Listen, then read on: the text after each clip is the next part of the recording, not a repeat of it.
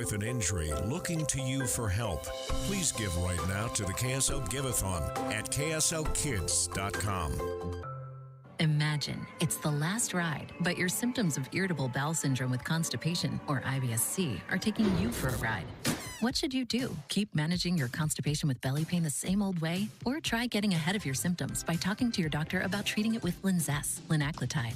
Linzess is a prescription medicine that treats IBS-C in adults. It's not a laxative. It's a once-daily pill that helps you get ahead of your symptoms. It's proven to help you have more frequent and complete bowel movements and helps relieve overall abdominal symptoms, belly pain, discomfort, and bloating. These symptoms were studied in combination, not individually. Do not give Linzess to children less than 2. It may harm them. Do not take Linzess if you have a bowel blockage. Get immediate help if you develop unusual or severe stomach pain, especially with bloody or black stools. The most common side effect is diarrhea, sometimes severe. If it's severe, stop taking Linzess and call your doctor right away. Other side effects include gas, stomach area pain, and swelling. Imagine, what could relief from IBS-C mean for you? Talk to your doctor and say yes to Linzess.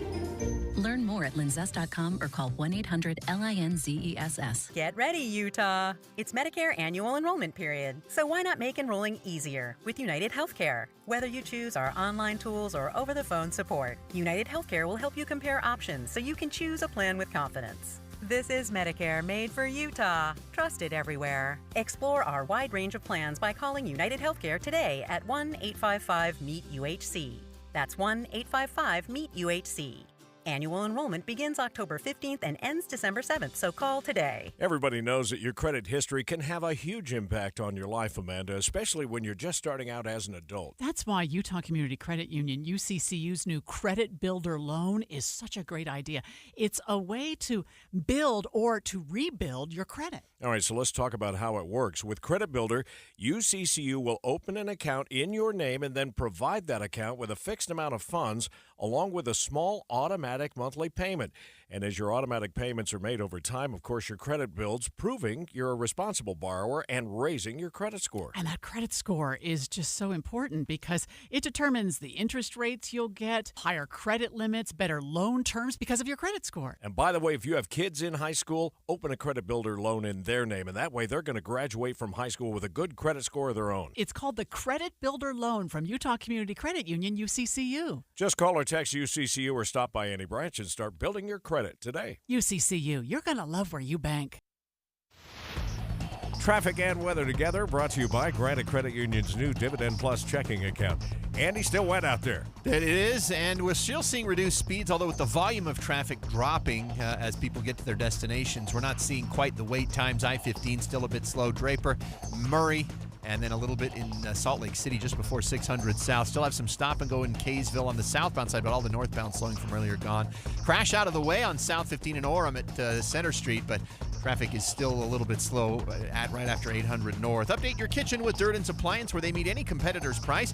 Visit Durdens.com or on 5th South in Bountiful. Durden's, brands you know, at prices you'll love. I'm Andy Farnsworth in the KSL Traffic Center.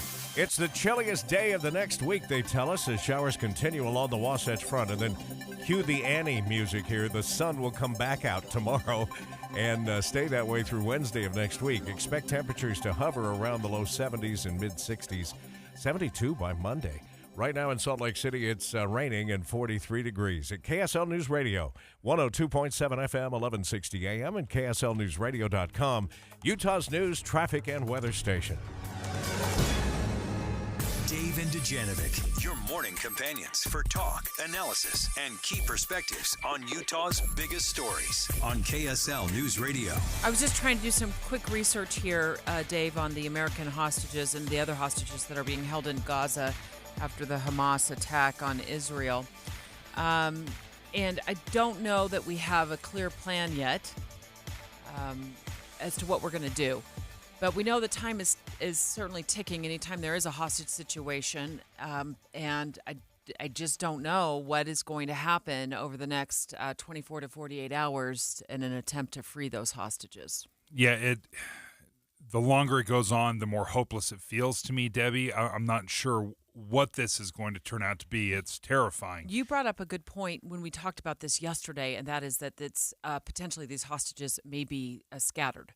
Yeah, the hope would be maybe that they're all in one place so that a rescue mission could free everybody all at once. But I would imagine that these 150 or so hostages are spread all around the Gaza Strip. It's 9:08. It's time for the launch.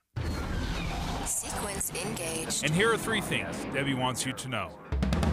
Countdown. 3. We are not suffering from a shortage of developing stories today. One story that we're going to talk about is this. It's the popularity of President Trump that continues to grow across Utah. So my question is, why would a presidential candidate embroiled in a string of legal battles be leading in the GOP polls in Utah? There's a new poll out from the Deseret News that says Trump's popularity among Utah Republicans hasn't decreased the more he tries to defend himself from these legal battles. It's increased. I think maybe Utah Republicans are a little sympathetic to President Trump's legal plight and his constant cries that this is all a witch hunt. Single greatest witch hunt of all time.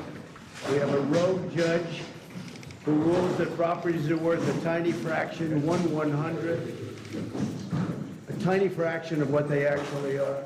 So how can Utahns support somebody that is facing hundreds of years in prison? That's what he's facing. If he's convicted of everything and gets the max, it is hundreds of years in prison. It's because I think Utahns see this as political persecution by prosecution. Countdown. 2. The Israeli military sprung into action after they were basically caught flat-footed over the weekend with a Hamas terrorist attack, and we're now learning that they've summoned about 360,000 reservists to join in on the fight against Hamas. And then last night at a rally in Salt Lake City, our very own Hugo Ricard Bell spoke with a soldier from Israel living in Utah, planning to re-enlist. We're going to hear more from this soldier in just about 25 minutes. My country needs me. I'm on the next flight.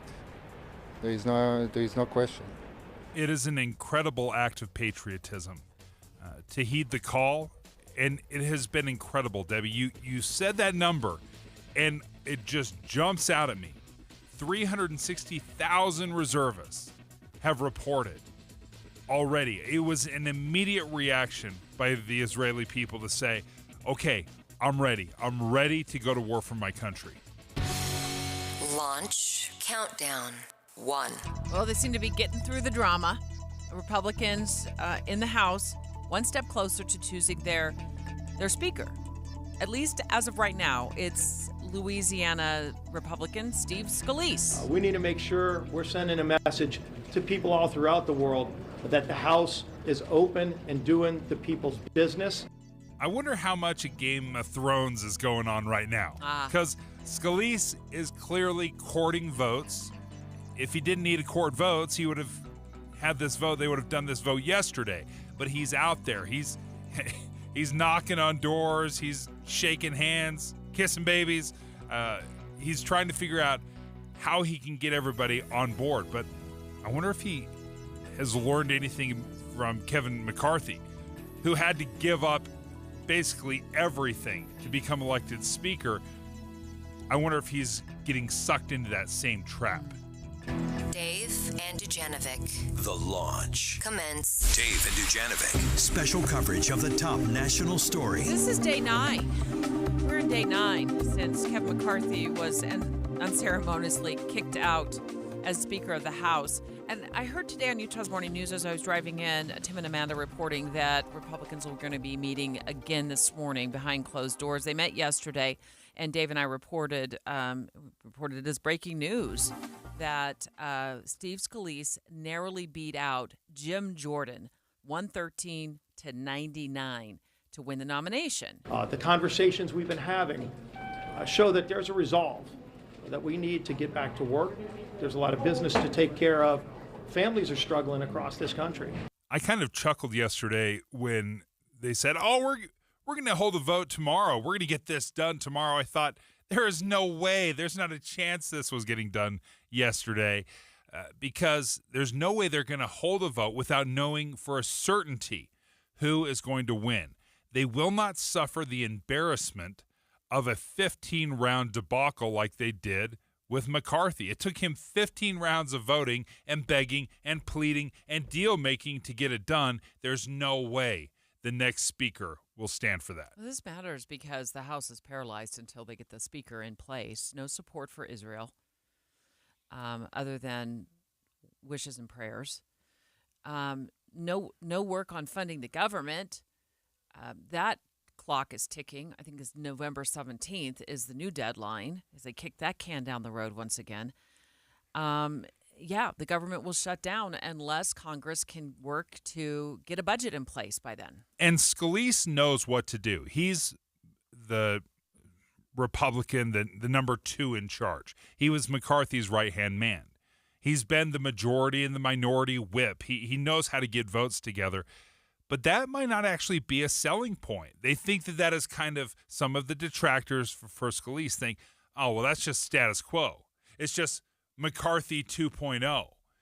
We want Jim Jordan. That's what some people are saying. Matt Gaetz, for example, he loves Jim Jordan. Jim Jordan is who he calls his mentor. This guy's name keeps popping up, Matt Gaetz. My goodness, he's the one that started this whole thing. Why do we care so much what Matt Gaetz thinks? But you're right. He may be one of a few that are in the way of Scalise getting elected. What are the numbers? How do the numbers shake out? What do they need to get to, like 217? Yeah, 217. The Republicans own the House 221, so they can lose 4 or 5 votes. But I've seen reports that say at least 6 Republicans have said they would not support Scalise. So if there's a half a dozen Republicans that say no to Scalise, then that tanks his nomination. Remember, McCarthy, when they did that pre-vote, the one that Scalise got 113 votes, when McCarthy did that, he had 188 votes. Yeah. So he was way ahead. So he's the favorite. Yeah. Maybe he's waiting in the wings. Oh, let's go to Washington, D.C. and find out next in a live report. Let's go to Washington, D.C. to see if McCarthy is one waiting in the wings to maybe rise up again as speaker. And will Republicans be able to cut through the drama today to elect a speaker? I would do it again. I think it's important whoever takes that job is willing to risk the job for doing what's right for the American public. Dave and Dujanovic. Before Dave and Debbie get started each day, this station is all news all morning. And later today, we follow up on those stories as you drive home. Get important news all morning and all afternoon. Here on KSL News Radio. Israel at war. Palestinian Americans in Gaza are asking for help. The war has House Republicans scrambling to elect a new speaker. A Utah family is now back home. Tim and Amanda have overnight developments as soon as you get up. And on the drive home, Jeff Kaplan updates you on crisis developments. We have you covered this week on KSL News Radio. Utah's business landscape is evolving, and the key to success is staying ahead of the curve. Get ready for an extraordinary event that promises to take your business to new heights. Join everyone at Utah Business Forward, November 16th, for the premier conference exclusively designed for executives hungry for practical insights and actionable strategies to propel their business forward. Featuring more than 30 of Utah's foremost business influencers. This event covers a diverse range of topics. Notable guest speakers include Gail Miller and Brandon Fugel. Attendees can expect to gain a wealth of valuable insights and knowledge. The conference is designed with you in mind, addressing the very challenges that executives like you face daily. With 5 distinct tracks covering entrepreneurship, international business, marketing, people and culture, and strategy. You'll gain invaluable knowledge across a range of crucial areas. Reserve your seat today at forward.utahbusiness.com. Happy 62nd birthday, Granddad. Thanks, sweetheart. I got you this. A mug. Oh, thank you. What does it say? Beware. If you are 60 or older, you may be at increased risk of hospitalization from RSV, respiratory syncytial virus, compared to adults younger than 60. Not all dangers come with warning labels. Talk to your pharmacist or doctor about getting vaccinated against RSV today. Learn more at bewareofrsv.com. Brought to you by Pfizer. Hi, it's Tori DeVito. In every family, small conversations can make a big impact. I grew up on tour with my parents. Kind of different, but we bonded over music just like other families do over sports, camping, or other interests. And we talked. Little everyday conversations from silly to serious that built a foundation over time. Honest conversations, like when my dad shared his experiences as an alcoholic. Your honesty about that part of your life gave me a sense of integrity that I wanted to uphold in my own life. And I was so grateful that you and Mom had become these sober, stable people who were always there for me. I wanted you to know, from someone who's been in recovery more than 30 years now, that hard work is what creates success, not alcohol or other drugs, whether it's music or anything else. I said it a lot, and I'm glad you took it to heart. Talk, they hear you. For more information about talking with your kids about underage use of alcohol and other drugs, visit underagedrinking.samhsa.gov. Jeff Kaplan's Minute of News. We're committed to letting you know exactly what's going on. On our show, we're going to bring you up to speed on what's happening in the world to this moment. At the same time, the news can be really burdensome. It can leave you feeling a little bit depressed and even a little bit more depressed. My Minute of News is just a moment to lift you up. I'm blessed that KSL has given me the freedom to talk about whatever I want. Literally, it is my minute of news. Sometimes it's pegged to what's happening that very day. Sometimes it might be something bizarre that you didn't know happening somewhere else in the world. To make you smile for a moment, even on a difficult day, and make you realize the world is still spinning. I am so honored that so many people have appreciated and enjoy the Minute of News every afternoon. Ride Home with Jeff Kaplan, weekdays 3 to 7 on KSL News Radio. With the three things you need to know this hour, I'm Tim Hughes. First, Israeli Defense Force veterans living in Utah are planning on re-enlisting to return to Israel to fight Hamas. I'm KSL News Radio's Hugo Ricard-Bell. second, a new state senator has been elected in Senate District 22, which includes Saratoga Springs and part of Draper. Governor Cox will appoint Heidi Baldery to that seat. And third, the International Olympic Committee has banned the Russian Olympic Committee for setting up offices in occupied regions of Ukraine. We're going to look for a high today of only 54 degrees, and right now in Salt Lake City with that rain, 43. Now back to David Dujanovic on KSL News Radio.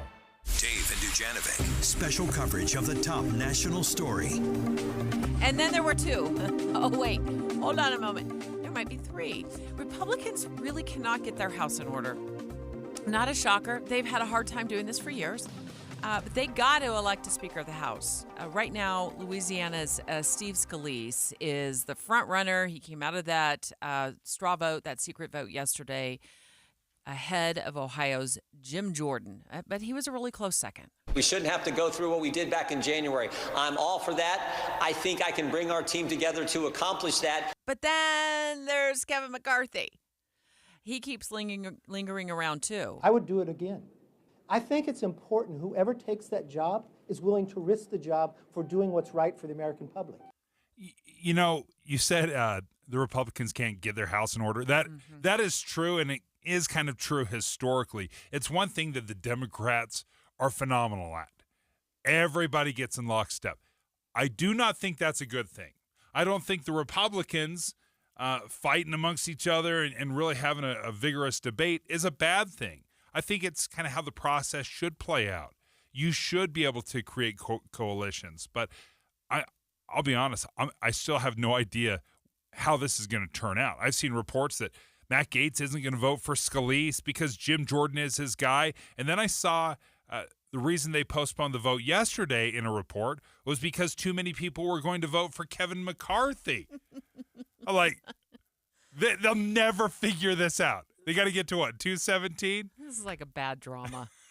M. Wynn, ABC News correspondent in Washington, D.C. Lucky you get a front row view to see what's going on. So can you give us an update on what the latest is?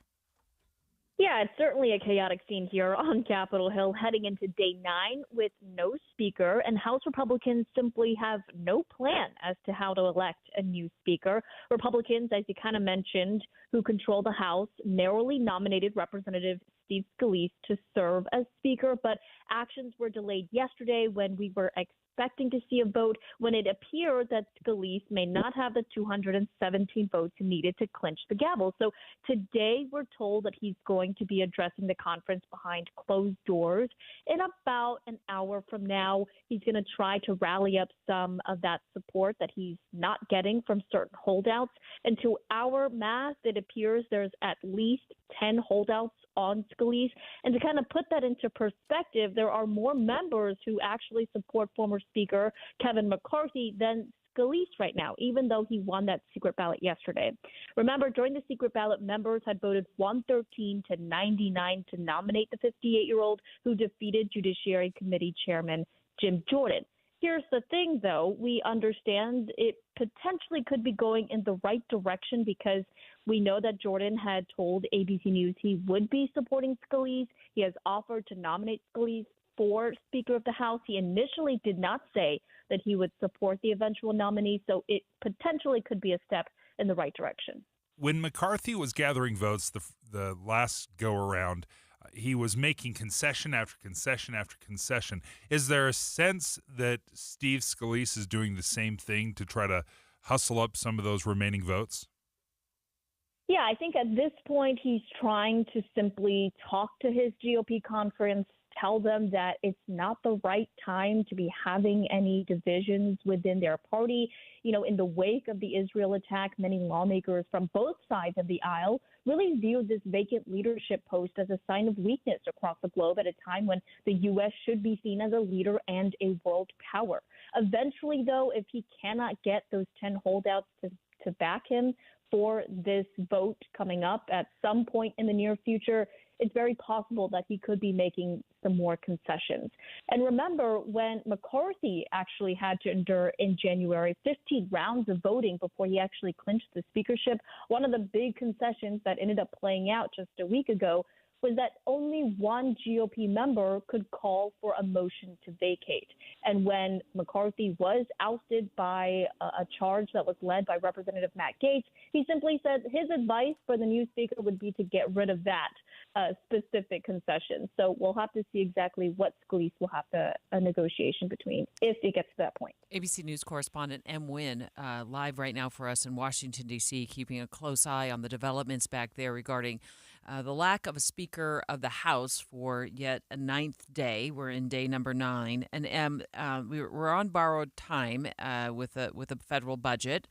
We don't have one, and we're on borrowed time as to when the continuing resolution will expire in mid-November. And then Israel, now at war with Hamas. There's so many options here for the Speaker of the House in terms of the first order of business.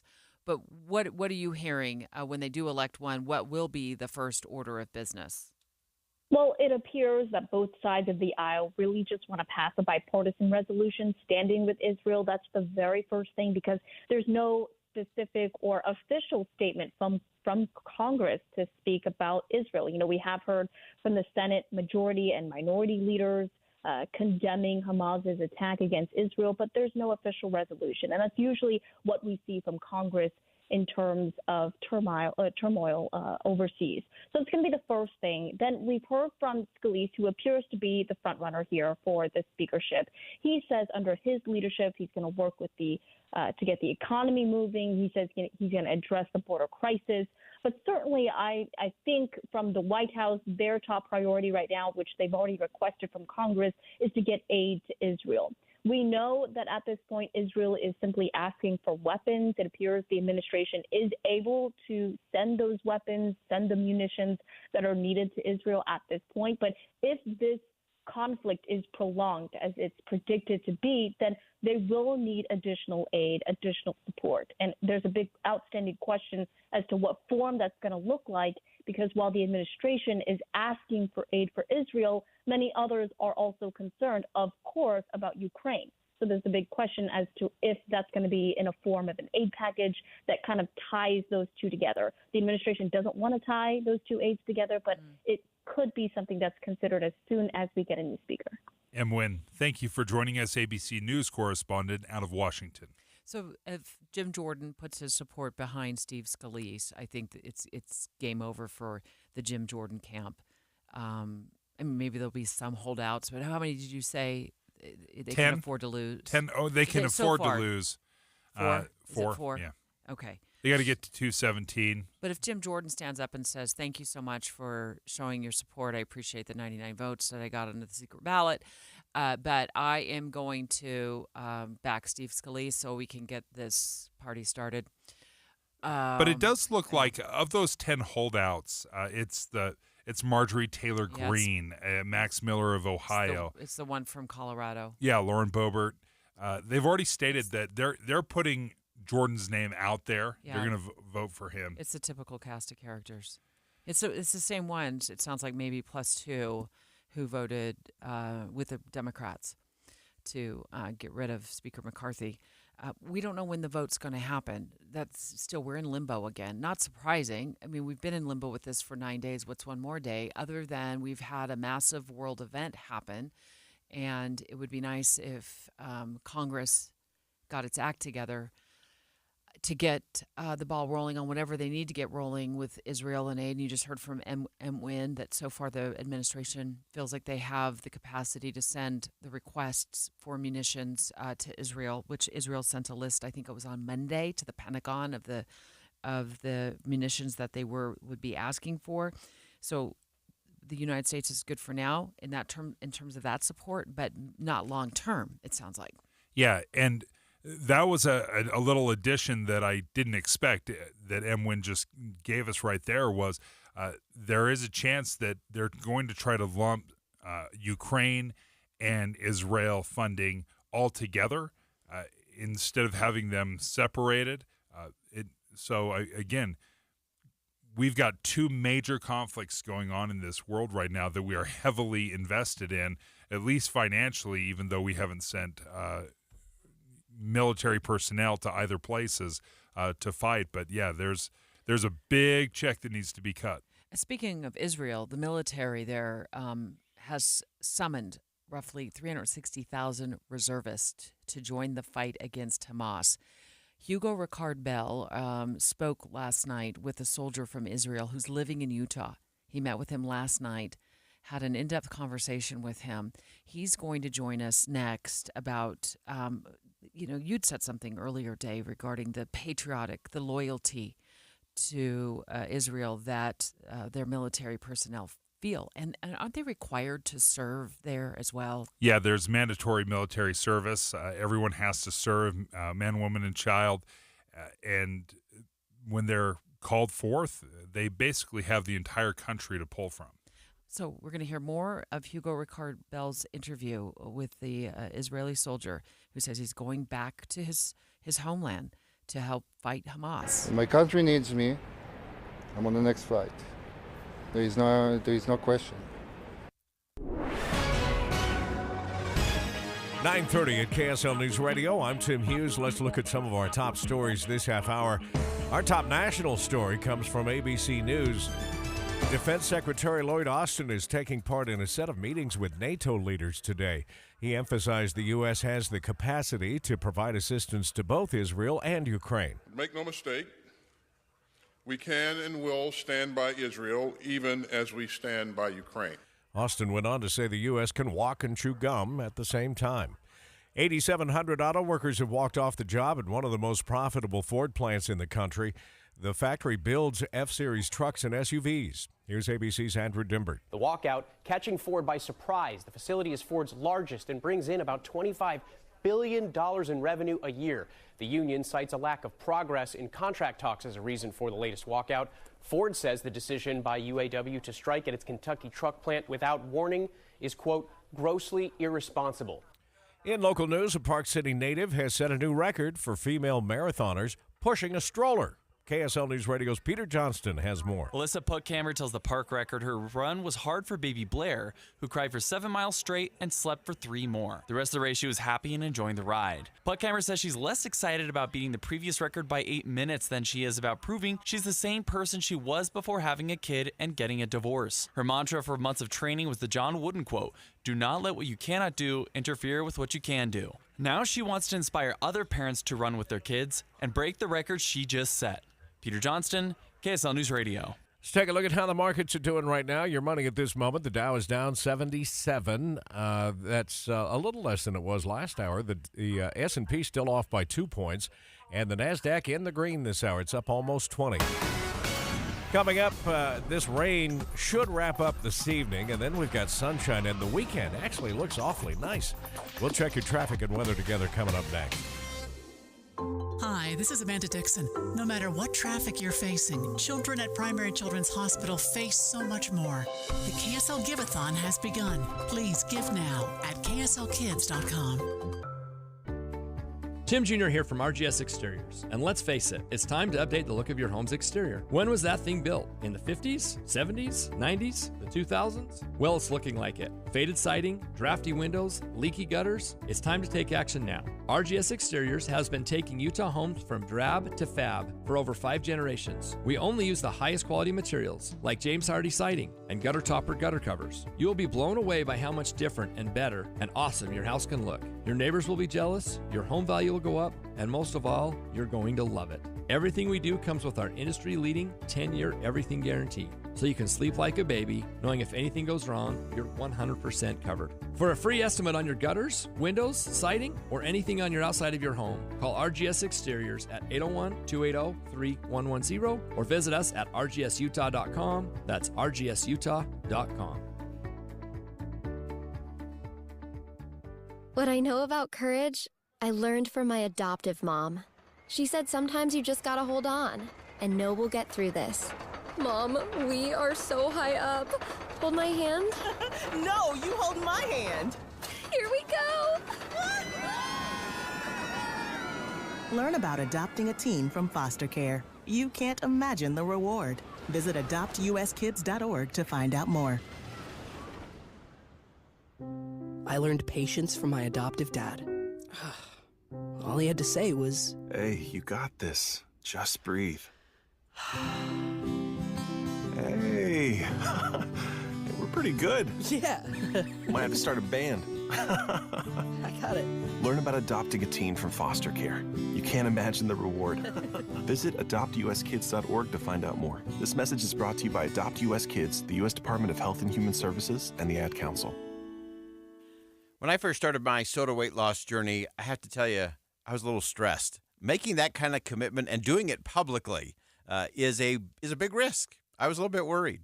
But I'm telling you, from the moment I started with Soda Weight Loss, SOTA stands for state-of-the-art weight loss, I knew I wasn't alone. I had a coach. I had weekly connection. I could call or text anytime to make sure I was staying on path.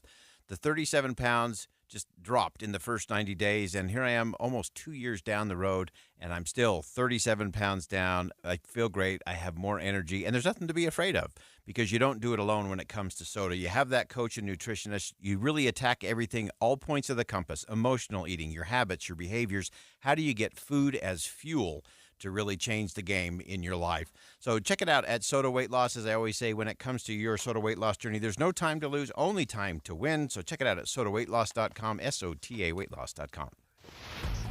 Traffic and weather together, again brought to you by Granite Credit Union's new Dividend Plus checking account. We go back to Heather Kelly. We've got a rollover crash out by the airport. This is on the on-ramp from Wright Brothers Drive to head eastbound I-80. The car that rolled is over onto the grass at the right, and you have a bunch of emergency vehicles blocking the right shoulder. Not a lot of traffic in that area, but roads are still very soggy pretty much everywhere you're trying to go across the Wasatch Front and back, so you definitely want to slow down your speeds this morning. Is the IRS harassing you? Are tax problems ruining your life? Let Utah tax attorney Jordan Wilcox help. Visit taxhelput.com. That's taxhelput.com. Heather Kelly in the KSL Traffic Center. High today at 54 degrees. That rain's going to move on tomorrow, so it's likely to be wet throughout most of the day today. Expect goosebumps during the nights this week, but sunny days. Highs are going to reach into the lower 70s. I was just looking at some of the overnight lows, like tomorrow morning, 38 degrees. That's for the valley, and we could be in the 20s in some of the higher elevations. Right now with that rain, it's still 43 in Salt Lake City at KSL News Radio, 102.7 FM, 1160 AM, and KSLNewsRadio.com, Utah's news, traffic, and weather station. Israel at war. In-depth coverage on KSL News Radio. Well, when they call their soldiers up, they respond. Israel has mobilized 360,000 reservists to fight Hamas. There is a lot about Israel that I look at. I think, wow, this is incredible. Being able to call and have 360,000 reservists answer that call. Now, What makes things different in Israel as opposed to the United States is they have a mandatory military service for the majority of Israelis. Once a man turns 18 and 24 years old for women, they have to serve not just like 6 months. This is 2.5 years in being trained by the Israeli army. And then you can be called up until about age 40. But if there's a national emergency, they can reach even older than 40 years old as well. Hugo Ricardbel, you spoke with one of those former soldiers, right? And he was here in Utah. Where did you meet him? Tell us about his story. How did he get here, and is he leaving? So he was at the rally last night that Governor Cox held, and he actually gave a prayer in Hebrew to the crowd, and they mentioned that he was someone who was re-enlisted and he's going back to fight, and he's already got brothers who are currently on active duty. And I was just really curious to talk to him, because I think that's one thing that these national emergencies really do incite, is that patriotism. I mean, you know, we get blown away by what you just said about Israel, but you know, and the war and them calling on all those reservists. But I think, you know, I think everyone knows that when 9/11 happened, it was record enlistment in all forms of military here as well. So let's hear from him. Tell us what his name is. So his name is Sahachi Kazabad. Okay. His English name, or his American name, is Isaac, but he insisted on getting called Sahachi because he's Israeli today, sort of thing. Okay, let's listen. The situation in Israel has barely started. Okay, they have started this. We will finish it. It will not take a day, not a week, not a month. It will take as long as it needs. As long as it needs, meaning that you'll need more people. When my country needs me, I'm on the next flight. There is no question. Hugo, you could hear the resolve in his voice and in his words as well. That this is not just a long weekend that he plans on going back. As long as he is needed, he will be there. It was really interesting for me because I'm 28. I was too young when 9/11 happened, and you know, Australia and wasn't really part of, you know, anything really heavy when I was at that young age when most young guys do enlist and that sort of thing. So I don't really, and you know, it wasn't really until speaking to him last night, I don't really have that understanding of it, just what that declaration of war means to these guys. And you know, this whole time, I think I interviewed him for about 25, 30 minutes, and he barely broke eye contact through the entire time. He stands straight back. He stares straight at you. Every answer, everything is very firm. You're right, the resolve. He's very determined. I asked him if he was scared, and he goes, "There's no time to be scared right now." It was quite intense and maybe even intimidating. Yeah. As I was listening to that interview, that's exactly how it comes across when you listen. There's an intensity to his words. Another thing you asked him was, you know, Israel has been attacked by terrorists for decades, the car bombs, the suicide vests, the mass shootings. But why was this different? So let's continue to listen to that discussion that you had last night, Hugo, with the Israeli soldier who's in Utah, but now leaving back to go to Israel to help fight. Listen, what happened in the last 10 years were small runs on conflict. This is war. It's totally different. The magnitude is different. The meaning of it is totally different. In what we need and have to achieve from this. Nobody wants to see war. Nobody asked for this. The Hamas have done something that is crime against humanity. Needs to be not even destroyed. No, it needs to be taken out of history books. It's a fight between good and evil, light and darkness. It is very clear. He is very clear in his own mind of what needs to happen. Yeah, and so he's actually a former combat medic. He did the 2.5, 3 years mandatory service in Israel. He lived in New York for a long time and then has moved to Utah with his partner. And he's actually got 2 younger brothers who are currently on active duty right now. And even his elderly father his father was a forensic investigator for the Israeli police force. And he's put his hand up and is volunteering with the IDF to go around and help identify and forensically identify the bodies and that sort of thing.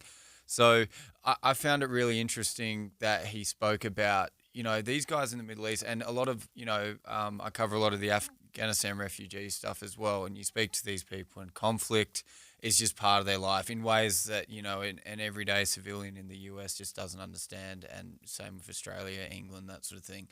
And we're very lucky for that, obviously. But him differentiating this from and really cutting down the line, that this is not just a Middle Eastern conflict that lasts for a couple of months and is tit for tat type thing. This is a declaration of war. And he made that really, really clear a couple of times throughout the interview. Hugo, before we let you go, and thank you for bringing us his story, when does he depart for Israel? Is he already on a plane? So right now, he's a reserve. They are calling their reserves. Now, he's a combat medic, so he's not as needed this soon. Well, I mean, he is needed, but his way of saying it is the people who are really crucial, he hasn't called a flight back yet because he needs to save those seats for the people who need to get back there sooner. But he'll be on his way, within the month, I believe. But in terms of his job or his position in the Israel Defense Force, he's not a frontline fighter. He's a medic, so his job requires him to be there. Maybe not right away. Is what you're suggesting? Yeah, I think, for him, he was just sort of saying, I could be on a plane right now, but I would be taking the seat of, say, a soldier or an infantryman who would be a front gunner or something like that. Wow. Hugo Ricard Bell, thank you for sharing that story with us. Yeah, they all stay in lockstep with their patriotism there to Israel. Incredible story. You can read more about Hugo Ricard Bell's interview on KSLNewsRadio.com. Next, Senator Romney, continuing with his E2 summit in Park City with the GOP heavy hitters. He's urging unity behind a candidate other than Trump, but he took this conversation one step further. He's also making suggestions to Democrats of who they should put forth as a candidate to challenge Biden. Let's see who he names next. Dave and Dujanovic. Hey, stay right here for more of Dave and Dujanovic. And tomorrow morning, come back here for news, traffic updates, and reliable weather. Join us to have a listen. Tim and Amanda. Your morning companions for news.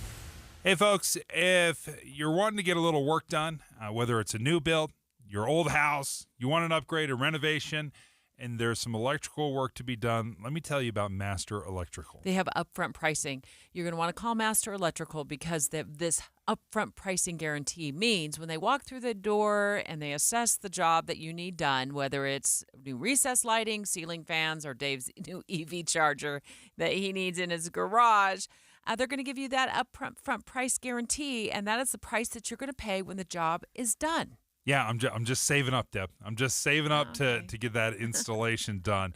But sure enough, yeah, that upfront pricing guarantee will play a big role in it because I need to be able to trust whatever they quote me, that's what I can save up for, and that's what I can afford. I can make that decision. It's not going to be this big surprise once the job is already done and it costs 2 or 3 times what they quoted me. I don't know about you all, but when emergencies happen, they always seem to happen after hours or on the weekends. So no worries there. Master Electrical has you covered. They are always open, including for emergencies, and they serve Logan to Santa Quinn. You're right. It's never 11 o'clock on a Tuesday. It never happens then. Give them a call, 801-543-2222, 801-543-2222. Or check them out online at masterelectrical.com. In business, service is everything. Cintas delivers what you need to better serve your customers. Whether it's freshly laundered work apparel for almost any job imaginable, tested and inspected fire protection systems, first aid and safety supplies, on-site AED training, or mops and restroom products, stocked and ready when you need them. Better work days happen together. So visit Cintas.com. Oh, I'm ready! And get ready for the workday. Yeah, I'm so stressed. Our business is growing. We've got people all over now. Ooma. What is that? Meditation? I'm recommending the Ooma cloud phone system with auto attendant and more than 50 features. Ooma? Yep, switching to Ooma is a cinch. Just $24.95 per month per user, plus taxes and fees. Ooma. Now you're feeling it. Find small business calm at ooma.com/radio. That's OOMA.com/radio. Hi, this is Doug Wright, and I discovered that NPS is the best kept secret in Utah. Savings that just can't be beat. I'm embarrassed to admit what a late bloomer I was, but when I did discover the NPS stores, boy, did I discover not only savings, but great merchandise. The business model is simple. They acquire excess inventory and then pass the savings on to you. The NPS stores acquire their inventory from various companies that are most likely overstocked, unclaimed, and refused shipments, and your savings 30 to 70% off on everything each and every day. But then they have weekly specials that make the prices almost unbelievable. NPS, it's always a treasure hunt. NPS, it's a nice place to always save on the things you don't know you needed and the things that you do. Don't forget the 4 locations in Orem, in Layton, and 2 stores in Salt Lake. NPS. At Common Spirit Holy Cross Hospitals, we're honored to carry the legacy of our namesake and to extend the legacy of care in our communities. We're part of 20 hospitals and 240 clinics across Colorado, Kansas, and Utah. Learn more at holycrossutah.org. With our roots in northern Utah, Common Spirit Holy Cross Hospitals have a legacy of caring to help every person be whole and healthy. We're part of 20 hospitals and 240 clinics across Colorado, Kansas, and Utah. Learn more at holycrossutah.org. With the 3 things you need to know this hour, I'm Tim Hughes. First, police are still trying to find whoever shot a BB gun at a woman's car in Provo, causing her window to shatter and putting her $600 in the hole. On KSL News Radio's Adam Small. Second, a Utah lawmaker is considering a proposal to make the Utah Attorney General's position appointed rather than being an elected official. And third, New York lawmakers are following Utah's example in calling out social media companies for using algorithms that they say are designed to addict kids. We'll look for a high today of 54 degrees, and right now in Salt Lake City, it's raining and 43. Back to David Dujanovic on KSL News Radio. Dave and Dujanovic. There's been some juicy political stuff that's come out of Senator Mitt Romney's E2 summit in Park City. Either Dave or I had an invitation to that, but thankfully the Deseret News has been all over this story. Romney inviting heavy hitters once again up to Deer Valley. And during this summit, he has done what he's done before, which is, urge unity behind a candidate for president other than Trump. But he also took it one step further. He's said he's urged Democratic senators to challenge Biden, and those 2 senators, Senator Cory Booker of New Jersey, kind of a younger senator, about my age, very young. Very young. And Senator Mark Warner of Virginia, a little older, not that much older because 68 is still considered young, but younger than some of the other. Still Social Security others. That's right. What do you think of those? What do you think of that? What do you think about Senator Romney urging more youth? I think it's not just about youth. I think certainly it is, that plays a role in it. When he announced he was not going to run for a second term, he talked about youth his own age. At the end of another term, I'd be in my mid-80s. Frankly, it's time for a new generation of leaders. And then he suggested after that announcement that he made, that both parties would do themselves some good to get and these are my words, not his, to get the senior citizens out of the way. I think both parties would be far better served if they were going to be represented by people other than those of us from the baby boom generation. Leah Murray, KSL at Night host, also poli-sci professor at the Weber State University. Leah, is this just blatant ageism? I love that. Well, yeah, probably, but I'm not sure it's inappropriate, right? So we've got, what is it? And I'm not sure I know the recent numbers, but like 75 or 74% of Americans not really looking forward to a Trump-Biden re-election match right next year. Both of those men are pretty old. So I think a little bit, one, I think it's ageism, right? But I also think it could be, could we just have some new branding? Does that make sense? Like what we want is something new and innovative, and maybe not having the same names that we've had, for the last couple of decades might be a good thing. Leah, here's what's so just unbelievable. I mean, I think Senator Romney is really trying to help the young politicians of our generation understand their value, and they're pushing back against him. And he's admitted, look, I'm up there, folks, and that's why I'm not running again. But the article says that the Dems basically have told him, look, we have our heir to the presidency, and it's folks like Senator Elizabeth Warren or Bernie Sanders. Now Warren is 74, and Bernie is 6, 7, 8 years older than that at 82 years old. So why is the youth of the party so stuck in time with these older candidates? Yeah, I know. That's so interesting, right? I mean, I think part of it is, oh my gosh, so if I don't, I'm just going to use like a sports metaphor, so I apologize, but like, and I'm a Yankees fan, like I didn't want Derek Jeter to retire. Do you know what I mean? Like, so sometimes when you've got a party or a team and you've got players in your team that you love, or you think they, right, stand for something kind of cool. So like Bernie Sanders with his cute little mittens, right? Like, I feel like sometimes it's hard to topple them. So I actually think it's not maybe younger senators saying, that they should be the ones. I think it's younger members of the party being aware that maybe you need someone to step out. So like Mitt Romney might also be signaling to older people, we should take this step out because we know our younger generation don't want to push us out, if that makes sense, Debbie. Do you know what I mean? Like, so they don't want to be mean to people who have been really powerhouses in their party. So there's some loyalty there, and it's hard.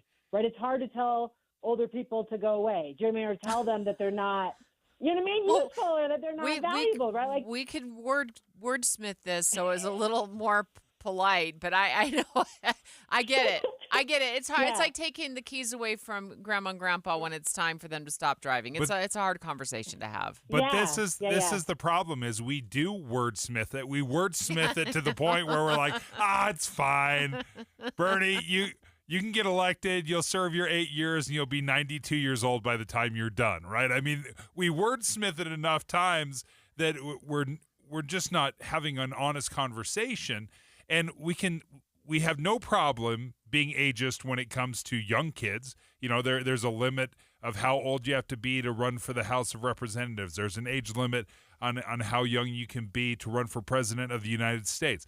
But as soon as we start talking about an age limit on the top end, everyone has a heart attack. Yeah, but I don't know that they have a heart attack about the age limit on the top end, right, Dave? The conversation is about specifically telling Bernie he shouldn't run. So the heart attack is about being mean to individual people. Yeah. I feel that if we had a conversation about a constitutional amendment that put we've got min quals, maybe we've got max qual, right? Like you cannot run for office if you are over the age of 70. One, I think the Supreme Court would probably be okay with it because they're fine with arbitrary age limitations. And two, I think actually we get a lot of support for that because then it's general and then we're not talking about individual people. Does that make sense? Great You point. actually would get support for like saying, no, we're just going to go 70's too old, man. Stay home, right? Like that's just it. Whereas like 16 is the right age for driving a license, having a license. Yeah. We're just going to say 70 is you got to retire out of politics. It's just the contrast, when Senator Mitt Romney steps up and says to the Democrats, look, somebody like Cory Booker, 54 years old, he should run or he should think about running against, or to get kind of like be the heir to President Biden now. Maybe not, now would be a good time. So you have you have Cory Booker as somebody who's literally on a run through the streets of Israel. About this time yesterday, I was jogging behind me in the Old City when I got a urgent call from my chief of staff telling me to get back to the hotel as quickly as I could, that Israel was under attack. So he's thousands of he's young, he's youthful. He's out, running in the streets of Israel, exercising. In contrast to, no offense, but President Biden, who constantly falls off bicycles. Yeah. No, and I was going to say I had this, trips going upstairs to Air Force One constantly, but Dave brings up a better point. Falls off bicycles. Yeah. It's No, wild. I had the same thought a couple of weeks ago because Secretary of Transportation Pete Buttigieg ran like an Ironman, right? So in one of my feeds was like, here's him coming across, or triathlon or something, like some ridiculous thing, and I thought, oh no, like someone like that, right? Probably should be someone we should run for office. So I had the same thought, right? We've got these young people, but they're loyal, right? So they're not going to want to tell Joe Biden not to run. I think Dave's point is it's going to come from a constitutional amendment, and maybe we have enough support for it that it wouldn't be hard to get through, that we're just going to max this out around 70. Leah Murray, thank you for joining us. Look forward to listening to you at KSL at night. Final thought there, Deb, is, Cory Booker, he ran for president. He ran for president against Joe Biden, and he lost in the Democratic primaries. So, Senator Romney, I understand what you're saying. I get where you're coming from, but he tried and was unsuccessful. Next, why would a presidential candidate embroiled in a string of legal battles be leading in Republican polls in Utah? Maybe there's some sympathy there for former President Donald Trump when he says things like, single greatest witch hunt of all time. We have a rogue judge who rules that properties are worth a tiny fraction. That's next. KSL FM Midvale. KSL Salt Lake City. Listen at home on any smart speaker. And in your car at 102.7 FM. This is KSL News Radio. Utah's news, traffic, and weather station. It's 10 o'clock at KSL News Radio. I'm Dan Bomas. KSL's top story this hour. The International Olympic Committee meeting today in India. And the outcome of that meeting could have a big impact on Utah's bid for an upcoming Winter Games. They're talking about whether they should award the 2030 and 2034 Olympic host cities at the same time. At this point, they haven't said yet when the bids will be decided. Utah leaders say they'd prefer to host the 2034 Games, but would accept either. There's a new warning for parents telling them to delete kids' social media apps over concerns that Hamas could post or broadcast disturbing content from the fighting in Israel. KSL News Radio's Adam Small has details. A parent association in Israel, as well as schools in the UK and here in the U.S., are asking parents to delete apps like Instagram, X, and TikTok because they think Hamas will post content involving Israeli hostages. CNN reports the groups are also concerned the terrorists will take advantage of social media algorithms to target people who follow Jewish or Israeli influencers. In just the first few days of the war, X says they've had to take action on tens of thousands of graphic, violent, or hateful posts. Our top national story this hour from ABC News. The U.S. Secretary of State Antony Blinken is meeting with Prime Minister Netanyahu today in Israel. At the same time, more than 2 million civilians in Gaza are caught in the crossfire of Israeli airstrikes. ABC's James Longman is in Tel Aviv with more on some possible relief efforts. Gaza is under total siege. Nothing is going in. No food, no fuel, no water. But Israel is building up its military force. The more than 2 million Palestinians who live there, desperate to find safety. Around 340,000 of them sheltering in UN facilities across Gaza, as the Biden administration says they're discussing plans with Israel and Egypt to find a way to get humanitarian aid in and civilians out. Looking at your money at this moment, the Dow Jones average just down a bit on the day, 23 points right now. The NASDAQ, though, is up 38 points. And our KSL weather, we've had a lot of rain this morning, but that's going to taper off. That's next. KSL News Time, 10:02. Hi, Tim Hughes. Please give today to Primary Children's Hospital because miracles are happening today. The KSL Giveathon has begun. Donate at kslkids.com.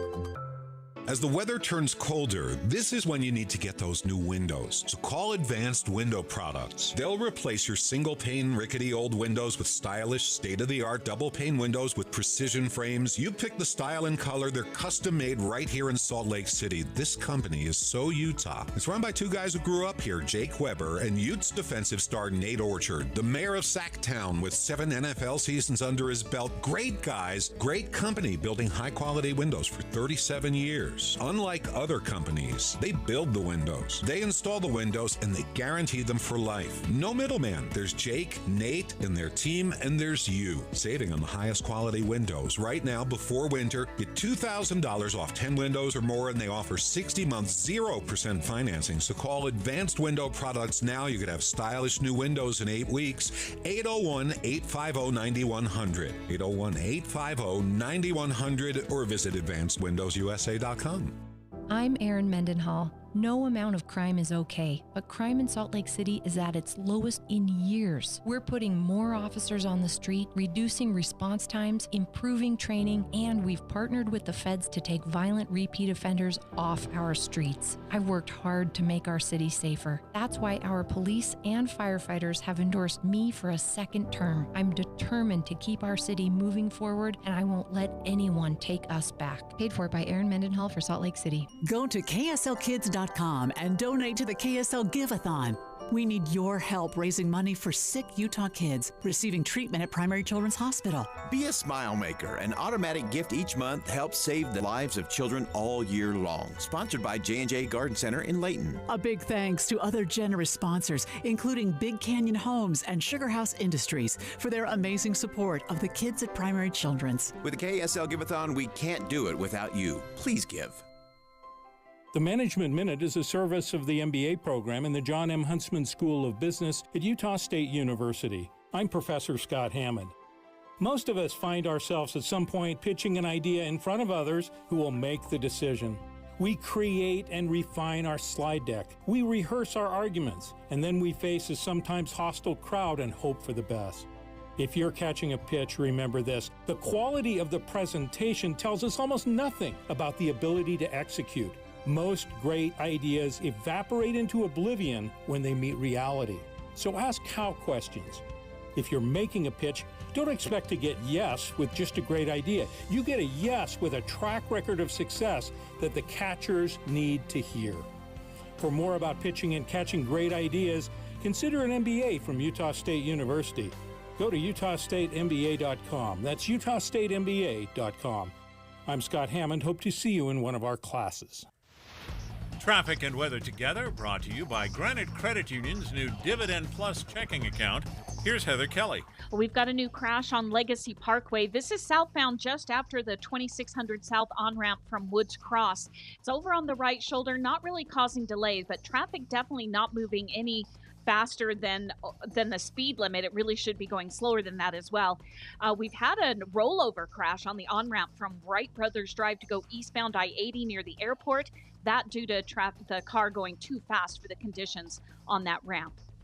With over 30 plus specialties in multiple locations across Utah, Revere has you covered for all your health needs. Revere Health, your partner in health, your partner for life. Online at reverehealth.com. Heather Kelly in the KSL Traffic Center. KSL weather will dry out this afternoon, but it'll be cold tonight with lows in the upper 30s. Tomorrow will be sunny with a high of 62, reaching 70 by Sunday. And right now, 45 degrees with a rain shower at KSL News Radio. I'm Dan Bonas, KSL 102.7 FM, 1160 AM, and KSLNewsRadio.com, Utah's news, traffic, and weather station. Dave and Dujanovic. Special coverage of the top local story. It's curious to me that a presidential candidate embroiled in a string of legal battles is leading in Republican polls in Utah. I wonder if Utahns believe President Trump when he says that his trials are nothing more than a witch hunt, and as to your point, Dave, which you called earlier, political persecution by prosecution. What has taken place here is a travesty of justice. We did nothing wrong. I did nothing wrong. And everybody knows it. I've never had such support. And when you look at the polling on this, Debbie, most Americans, more than 50%, think that Trump should be indicted for whatever, whether it's January 6th or Georgia. But also, a majority of Americans think that these indictments are politically motivated. And any time we can tie those two together, where we think that prosecution, indictments, charges are coming from political motives, that should send off such warning bells in our brains. And that's why we should be hypersensitive to that charge right there. Well, to his charge or to those charges? These charges in general. Okay. So, but let me just list them off in case we've forgotten it. In New York, he's got 2 cases going on right now. One has to deal with 34 felony counts related to alleged hush payments made prior to his run for the presidency. He's got the 40 felony counts for over classified documents in Florida. In Washington, D.C., he faces 4 felony counts for his effort to overturn the 2020 election. And then in Georgia, where he made those phone calls that all been recorded and played repeatedly on our air and other news organizations' air, he faces 13 felony counts for his allegations over election interference. Now, we know that he is resound that this is a witch hunt. Single greatest witch hunt of all time. All of them are a witch hunt. But this Deseret News poll shows that if the primary election were held today, 33% of Utahns would support Trump, which is an increase from 27% who said they'd back him in the last poll in March. And I think it just goes to the point that I'm making is if you feel like these are politically motivated, then you don't see them being legitimate. You don't see them as being legitimate charges. And the fact that it's all coming from Democrats, Democrat or left-leaning prosecutors, that doesn't help the case either. Taylor Morgan, lobbyist. Also, you've been a campaign insider over the years. And thankfully for us, a host of KSL at Night. Good morning. Good morning, David, Debbie. So, do you buy what Dave's saying here, that maybe there's some reason for President Trump's numbers to go up and up and up in Utah, and it could be because of these prosecutions? Well, Debbie, you know that I very rarely agree with Dave. However, today he is spot on. He's exactly right, Debbie. And we have numbers that prove Dave is right for once. Here are the numbers. According to this new poll from the Deseret News Hinckley Institute of Politics, 33% of Utah Republicans today say they would vote for former President Donald Trump. Now, this is very interesting. When asked about Donald Trump's 91 felony counts and all the other legal woes he's facing, when these Republicans were asked if that makes them more or less likely to support former President Trump or whether it doesn't matter at all, 33% of Utah Republicans said that Donald Trump's legal problems make them more likely to want to support him. The exact same number of those who say they want to vote for him. There is definitely a correlation there. Again, just to be very clear, polls are not predictive. Sometimes we make the mistake of using polls to predict outcomes in elections. That's really not their use. What we use polls as a snapshot in time. Right now, Utah Republicans see Donald Trump as going to battle for them in court. But go to battle for them. You think it's about what over what? What is he battling on behalf of Utahns? Most Utahns aren't involved in the kinds of allegations that the president. I mean, they won't even look at a top secret document or walk into a building where there's a top secret clearance allowed. Not most Utahns will never have a top secret. So what is it that they see in your view, Taylor, that he's doing battle for them? Yeah, that's a good question, Debbie. I don't think it's about any of the actual charges, literally. I think this is about Donald Trump being a figurehead, frankly, for a conservative, older generation that has felt undermined and attacked by, the political culture of the left. Donald Trump is their figurehead, and he has been their defender, and they see him as going to battle for them to protect their identity in a way. Taylor, we saw something interesting happen. This is very much the world stage, but in Brazil, they were electing their president, and they elected Luis Lula da Silva. Lula is what they call him, but he was in prison. He had been put in prison because of corruption charges. Basically, he kind of gets released on a technicality. He runs for president again, and then Brazil elects him. So I find it interesting, the appetite, the idea that a president or somebody could be indicted or charged or even found guilty does not necessarily disqualify you. Politically, it doesn't, Dave. You're absolutely right. The challenge for the Donald Trump campaign here is that we know that if he is convicted of a felony, he is constitutionally ineligible to hold the office of President of the United States. There has been a lot of speculating about how that could play out and what that timeline might be. We really don't know enough quite yet. But Debbie, let me put your mind at ease here, okay? I know that you have concerns about so many Utahns still supporting former President Trump. This might make you feel better, Debbie. Here in Utah, we are the most competitive red state in the entire country when it comes to supporting former President Trump. Here in Utah, Donald Trump has a lead over his next closest challenger of 18 points.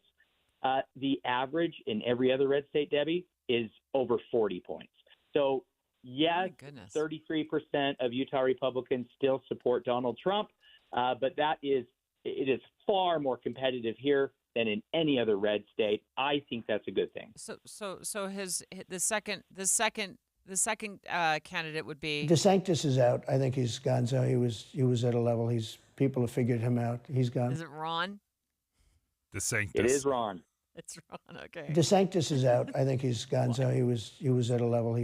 People have figured him out. He's Taylor, gone. you are the best. Thank you so much. Taylor Morgan, lobbyist, campaign insider as well. He's been involved in several campaigns. Worked back in D.C. in your younger days. Also KSL at Night host. And guess what? You're hosting this show with me on Monday. So I'll see you in the house on Monday, Taylor. Okay.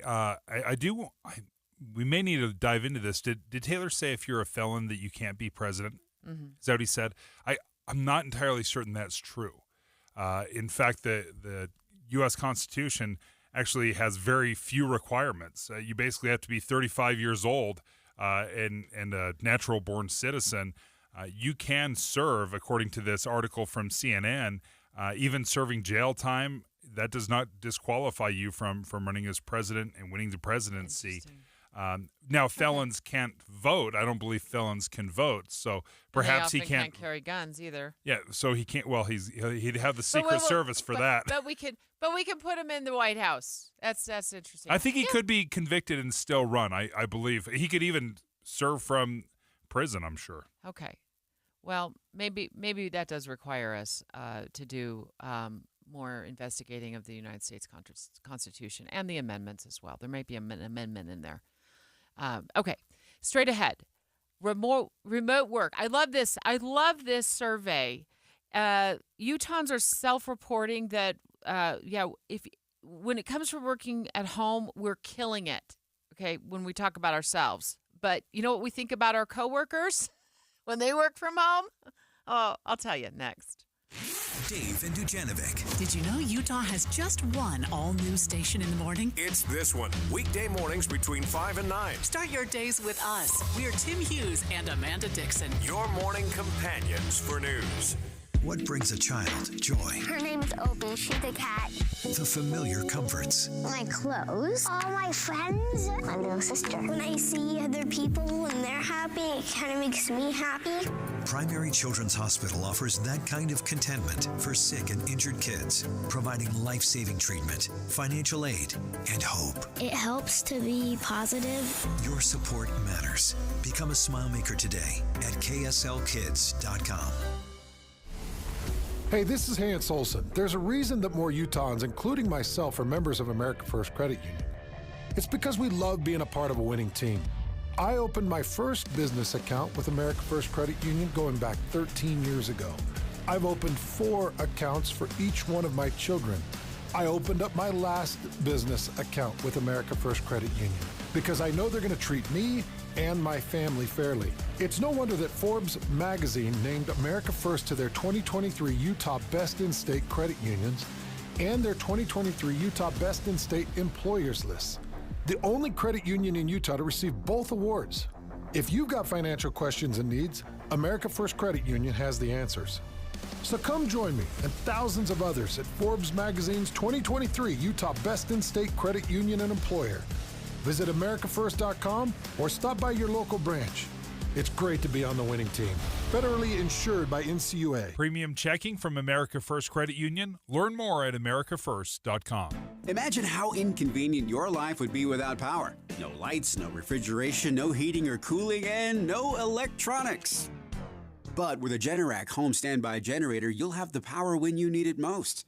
Generac generators automatically provide backup after sensing a power outage, so your life goes on uninterrupted. Schedule a free quote today with Genco Generators, your premier Generac service dealer in Utah. Call 801-295-0872 or online at gencogenerators.net. Les Olson IT structured cabling is second to none. Tired of old and inefficient cabling? Have an upgrade or remodel planned? Building a new network from the ground up? We offer the very best in low voltage cabling installation, including data, phone, fiber optic, and more. Ask us how to get your free consultation today. Les Olson IT. Summer's long gone. Is it time to think about replacing your old furnace and air conditioner? Would a $1,200 instant discount on a new day and night home comfort system help? Don't put it off. Have a new day and night furnace and air conditioner installed and get an up to $1,200 instant discount with a 12-year day and night no-hassle warranty on qualifying systems. You'll be warm all winter and save on your energy bills. Click online to dayandnightcomfort.com for a nearby elite day and night home comfort expert. The difference is day and night. Martin's Collision Repair. 50,000 cars repaired and counting. Just check Martin's 5-star online reviews. And posted, Martin's service and professionalism is superb. They've repaired my Lexus beautifully in record time. Hi, I'm Tiago Martins. Check Martin's Facebook page or martinscollision.com for your 5-star Martin's experience. On State Street in Norham and in Salem, we work with all insurance companies. The right repair, the right paint, the right choice. Martin's Collision Repair. Home is your sanctuary, or is it? If you're tired of yard work and multi-level living, stop by an open house October 17th to preview Nielsen Homes' newest single-level townhomes in West Point, Utah. These homes are great, move-in ready, no yard work, and close to what you love and enjoy. See the Nielsen Homes difference of what spacious single-level open floor plans without stairs looks like, and low interest rates. Nielsen Homes been building homes across the Wasatch Front for over 45 years to accommodate things you need with the things you love. Fall in love during their open house event October 17th and enjoy the world's best corn dogs and free gift bags for the first 25 people while you see what low-maintenance luxury single-level living can be. That's 3:30 to 6:30 p.m. October 17th, 227 North, 3830 West, West Point. Nielsen Homes, low-maintenance luxury single-level living. No stairs, no lawnmowers, no yard work, and no high-interest rates. Visit Nielsen Homes Communities at nielsenhomes.com. NILSON homes.com. Join KSL in the movie show this Friday from 9 to noon at My Hearing Centers. That's at 8941 South, 700 East, Suite 203. That's in Sandy. With the 3 things you need to know this hour, I'm Dan Bonas. First, meetings are underway today that could change the timetable for announcements on hosting the Winter Olympics. Second, parents may want to delete some social media apps from their kids' phones before messages with disturbing images from the war in Israel start showing up. And third, 2 million people live in Gaza, most of them civilians trapped by the fighting between Hamas and Israel. Talks are underway to provide a way for some to get out. Right now, 45 degrees with a rain shower in Salt Lake City. And back to Dave and Dujanovic on KSL News Radio. Dave and Dujanovic. Dave and Dujanovic. Oh, I just love our friends at the Deseret News for all these polls that they do because it gives us a window into how people are thinking. And this one has to do with work from home. And Utah's, the headline is Utah's self-report that they're killing it when it comes to working from home, but aren't so sure about their coworkers. Right? Like, I'm doing great. I do it right. Betty, you do it wrong. We don't know where Betty's been. Like, I don't know how good she's doing from home. I know why too. Why? I absolutely know why. Because I was the guy banished during COVID to the basement, away from the station, like persona non grata, not even welcome in the play. 16 months I was gone, working remotely. By the way, hated it. It's because of jealousy. Y'all are just jealous of remote workers because you wish you could throw in a load of laundry, grab a Diet Coke from the fridge, maybe make yourself a sandwich, and not have to spend $1,000 eating out every month. Mm-hmm. And all the money you saved on gas. Oh, yeah. Yes. It was like I got a raise.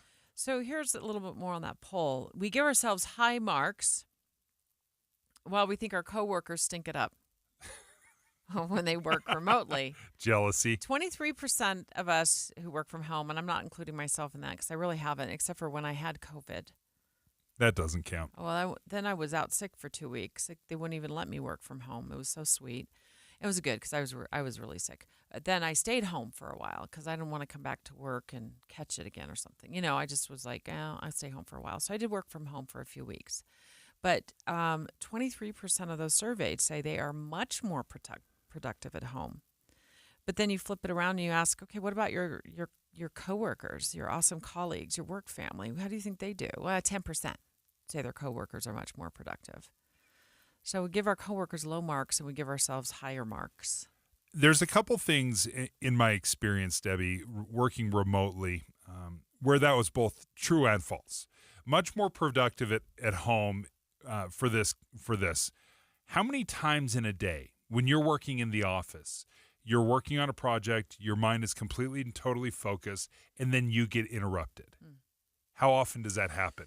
Okay, so right after the show, we all head back to our little tight-knit headquarters back there in the D2 research department. And I think between 3 or 4 of us, there's about 10 square feet. Yeah, it's cozy. You're obnoxious and loud. Why would things be different off the around air? For a treat. And then Caitlin's decompressing from the show because she's had the lift as our producer since, 6 o'clock in the morning. And so she's decompressing and sitting over there talking about Taylor Swift. And Gustavo comes up and he cracks some good jokes. And then we don't get anything done in that moment. And I love it all, but you're right. It's hard to get anything done when somebody's tapping on your shoulder all day long. Yeah, and sometimes it's very important. Sometimes it's, hey, Debbie, I need to talk to you because it's very important. Other times it's like, hey, what's up? What are you doing this weekend? You want to get lunch? Something. And that can be very distracting. So remote workers, when they say they are much more productive at home, I found that to very much be the case because when I was working, I could focus. I was never interrupted. Interesting. Also, you can take a nap. That's unproductive. And this is why your coworkers think you're lazy. Yeah. From home. Like the at-work workers feel like you're lazy because we know you don't even need to put your head down on your keyboard. You can walk over to your sofa and fall asleep and nobody's going to. I'll be honest with you. There's times when we had to have remote meetings. This is one time. Okay, we had a remote meeting. This is no offense to anybody here, but it went on for about, I think it was 4 or 5 hours. I don't remember. It felt like it was 4 or 5 hours. I fell asleep. I was on the remote. I went in my bedroom and I put the phone down next to me. And the next thing I woke up, the meeting still was going like, on. Yeah, I was like Wrapping up. I mean, I had a way good nap.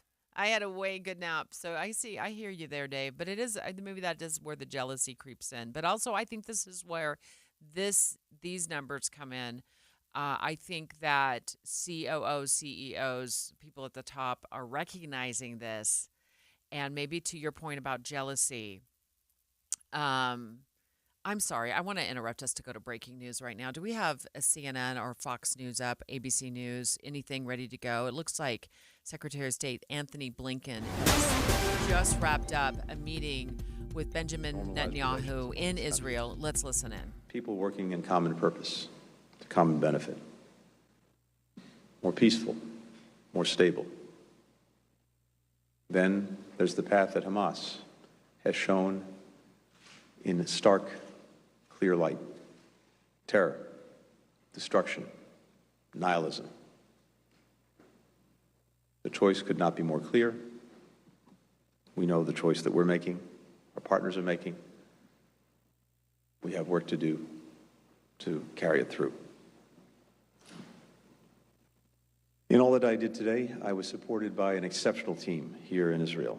It's been doing crucial work in incredibly difficult conditions, led by a remarkable chargé d'affaires, Stephanie Hallett.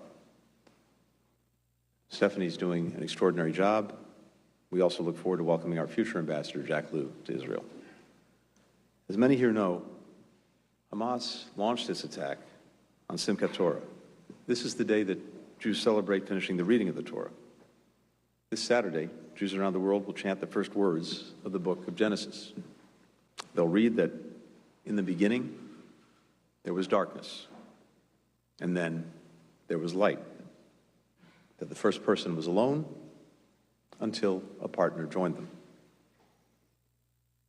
I'm standing here today alongside our Israeli friends and all those who reject terror to help find the glimmers of light, even in this moment of deep darkness, and to make clear that as long as there's the United States, Israel will never be alone. With that, I'm happy to take some questions. First question goes to Sean Tandon with AFP. Thank you, Mr. Secretary. Good evening. Could I just ask you to begin with? Prime Minister Netanyahu has shared what are very gruesome photos. He said that he shared them with you. Yeah. I know they're very disturbing to look at, but I wanted to see, first of all, what your reaction was to those. And if I may, while understanding and acknowledging the great suffering that's been experienced by Israelis, there's a lot of concern in some quarters about the situation we don't in know Gaza as well. yet what the plan is to get American hostages freed from Hamas terrorists.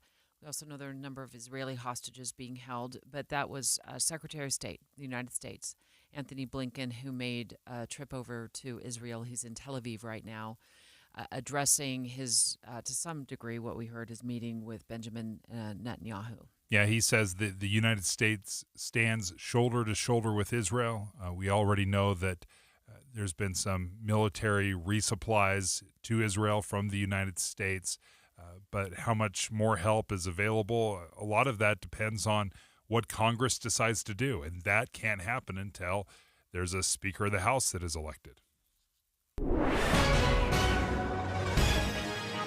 It's 10:30 at KSL News Radio. I'm Dan Bomas. KSL's top local story this hour. Police have arrested 4 people accused of carjacking an 18-year-old near Paul Ream Park in Provo.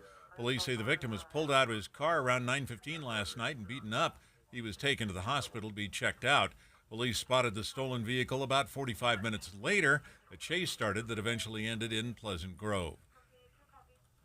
3 states have now filed lawsuits against TikTok, detailing what they say are serious allegations against the company that puts their children at risk. One of them, just this week, is Utah. ABC's Will Reeve has more. Utah suing the popular social media app for a litany of alleged offenses. This state claiming TikTok lures kids into hours of use, isn't as safe and secure as it claims to be, and is far more intertwined with its Chinese parent company ByteDance than it says it is. Utah now joining Indiana and Arkansas as states to sue TikTok on claims of potential user harm. Montana has already banned the app. And our top national story this hour from ABC News. U.S. Defense Secretary Lloyd Austin has been meeting with his international counterparts at NATO headquarters. He reiterated the Biden administration's warnings that other countries or organizations should not try to capitalize on the fear and uncertainty on the ground in Gaza and Israel. Nobody should try to take advantage of this vile Hamas assault to cause more bloodshed or instability. The U.S. Navy has a carrier battle group in the eastern Mediterranean with another on the way. Your money at this moment, the Dow Jones average just barely above even, less than 1 point up on the day so far, but the NASDAQ is up 48 points right now. And our KSL weather, the rain's going to taper off. Things will dry up this afternoon. That's next. KSL weather coming up. It's 10:32. Hello, this is Amanda Dixon. The KSL Give-a-thon has started. My own family has been healed by the care and the love at Primary Children's Hospital. Take time today to give at kslkids.com. They say good things come to those who wait. But this October, better things come to those who act now. What's up, everybody? I'm Mike Wilson with Any Hour Services, and October is the best month to replace your old furnace and air conditioner if you're trying to beat the winter rush. You see, we've structured our pre-season savings so that the sooner you buy, the more you save. Through the end of October, when you have Any Hour Services install your new furnace and air conditioner, you'll save $2,500 off any new system you choose. And that doesn't even factor in the rebates and incentives you might qualify for. All you have to do to get this deal is get a hold of Any Hour Services before the end of October and schedule a free estimate. After we show you what options are available, pick the system that best meets your needs, and we'll take $2,500 off.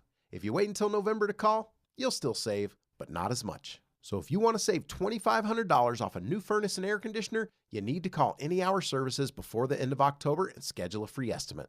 Google Any Hour Services or schedule online at anyhourservices.com. No one helps more homeowners than Any Hour Services. When it comes to making plans, you are the best. What about those round trips that you plan in advance, which are perfect on your way there and perfect on your way back? Or those meetings with friends for which you make a group chat 3 months before so that nobody or anything is missing? Or your daughter's first birthday party. You planned it with such dedication that instead of the first, it felt like our 15s. The same way you plan each detail for those moments. Start planning to protect you and your loved ones from a natural disaster. Sign up for local weather and emergency alerts. Prepare an emergency kit and make a family communications plan. Protecting your family is the best plan you can make. Get started at ready.gov/plan. Brought to you by FEMA and the Ad Council. Get ready, Utah! It's Medicare annual enrollment period, so why not make enrolling easier with United Healthcare? Whether you choose our online tools or over-the-phone support, United Healthcare will help you compare options so you can choose a plan with confidence. This is Medicare made for Utah, trusted everywhere. Explore our wide range of plans by calling United Healthcare today at 1-855-MEET-UHC.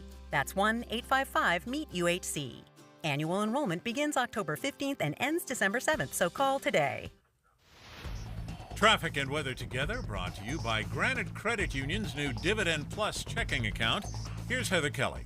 We've got a new crash in Murray. This is on I-215 eastbound, right at the exit ramp to State Street. Looks like it's in the Gore area, so it's not affecting lanes of travel. The earlier rollover crash we had from Wright Brothers Drive to go eastbound I-80 has been cleared, but roads are still very wet, and if people drive too fast for the conditions, you're more likely to spin out and crash.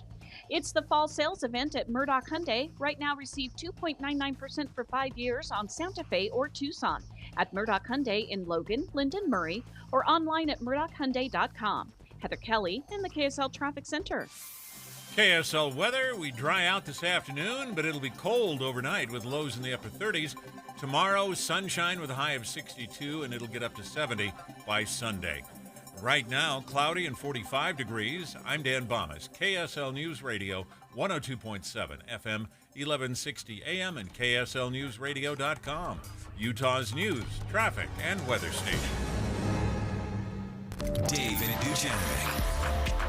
Dave and I talking about this new poll for the Deseret News that suggests that when we're asked, hey, are you more efficient, more effective when you work from home? You're like, yeah, I'm killing it. And then they come back and say, well, what about your coworkers? What do you think of them? Like, yeah, they stink.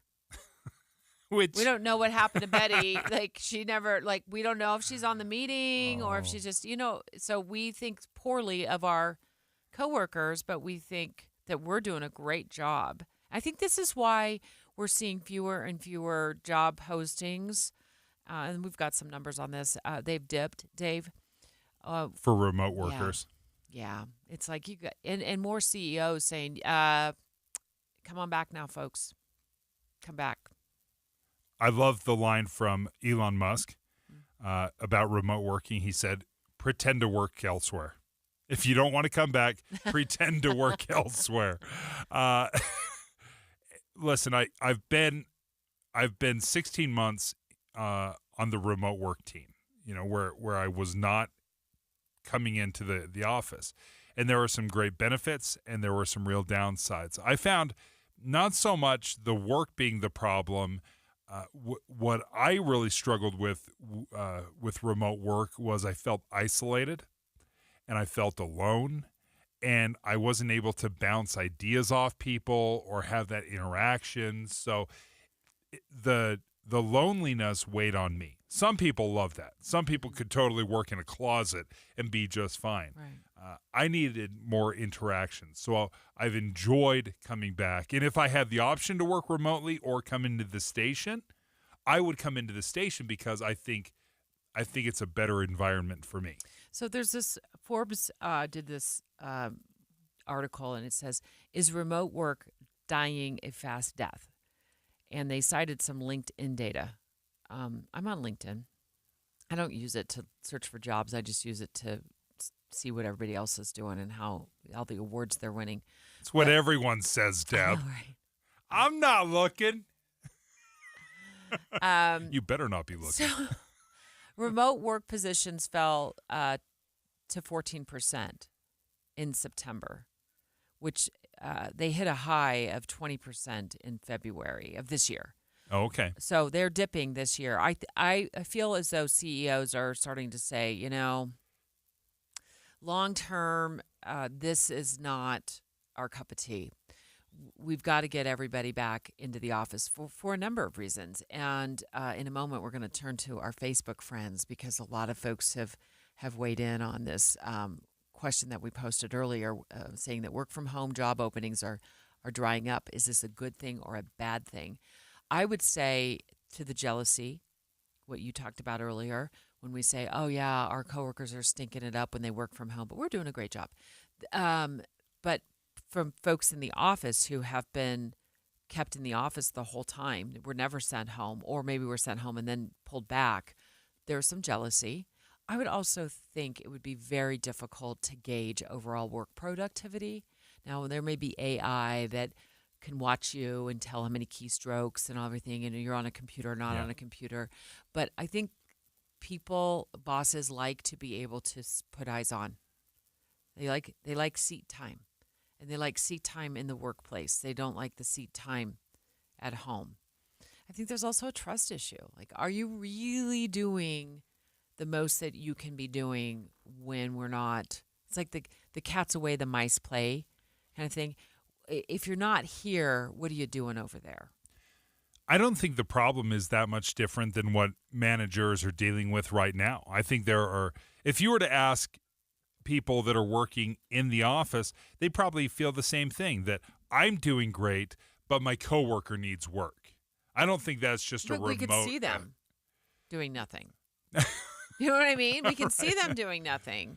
Well, you can see that their computer has Amazon Prime Days pulled up. But they're at home, you can't see that. And you don't know for sure. They might have 3 computers that are personal and one that's work. So you can't. And you know what I'm saying, Dave? It's just a different environment. Well, I truly do believe that there's a lot of jealousy, and I think it's toxic, to be quite honest. I think if you're constantly looking at what your coworker is doing, that is bad on so many levels. It's bad for you because you start creating this resentment toward the coworker. I think it's bad for the environment because you start undercutting them with usually passive-aggressive remarks. It's very important, in my opinion, to let the managers deal with quote-unquote unproductive employees. Employees themselves, it's tough to monitor that yourself. So let's turn to Facebook. Reed says customer service has gone down the toilet since people started working from home. Working remotely? Uh-huh. And that's why it feels like maybe job openings are drying up, and it's a good thing. What do you think about that? Have you felt that? Customer service? I don't know if I've noticed I have. that. I'll tell you where. In what way? When I try to call a government agency, and some of them are still working remotely. Honestly, I think the whole team is working remotely. And where they're not available? Yeah, and Okay. I'm calling as a journalist trying to get somebody to answer one of my questions. You know what, Deb? I get circled through the phone tree, and then I end up on somebody's voicemail, and then I get a call back maybe the next day. 6 hours later. Yeah, it's happened quite a bit. Okay.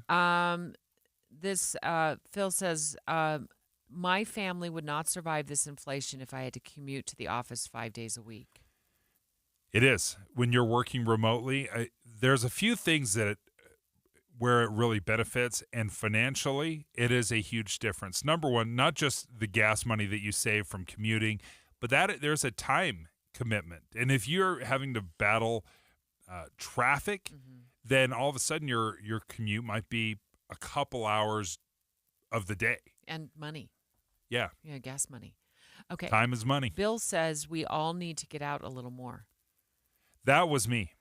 That was working from home. Yeah. Like going stir crazy? Definitely. Yeah, there was a lot of stir crazy going on.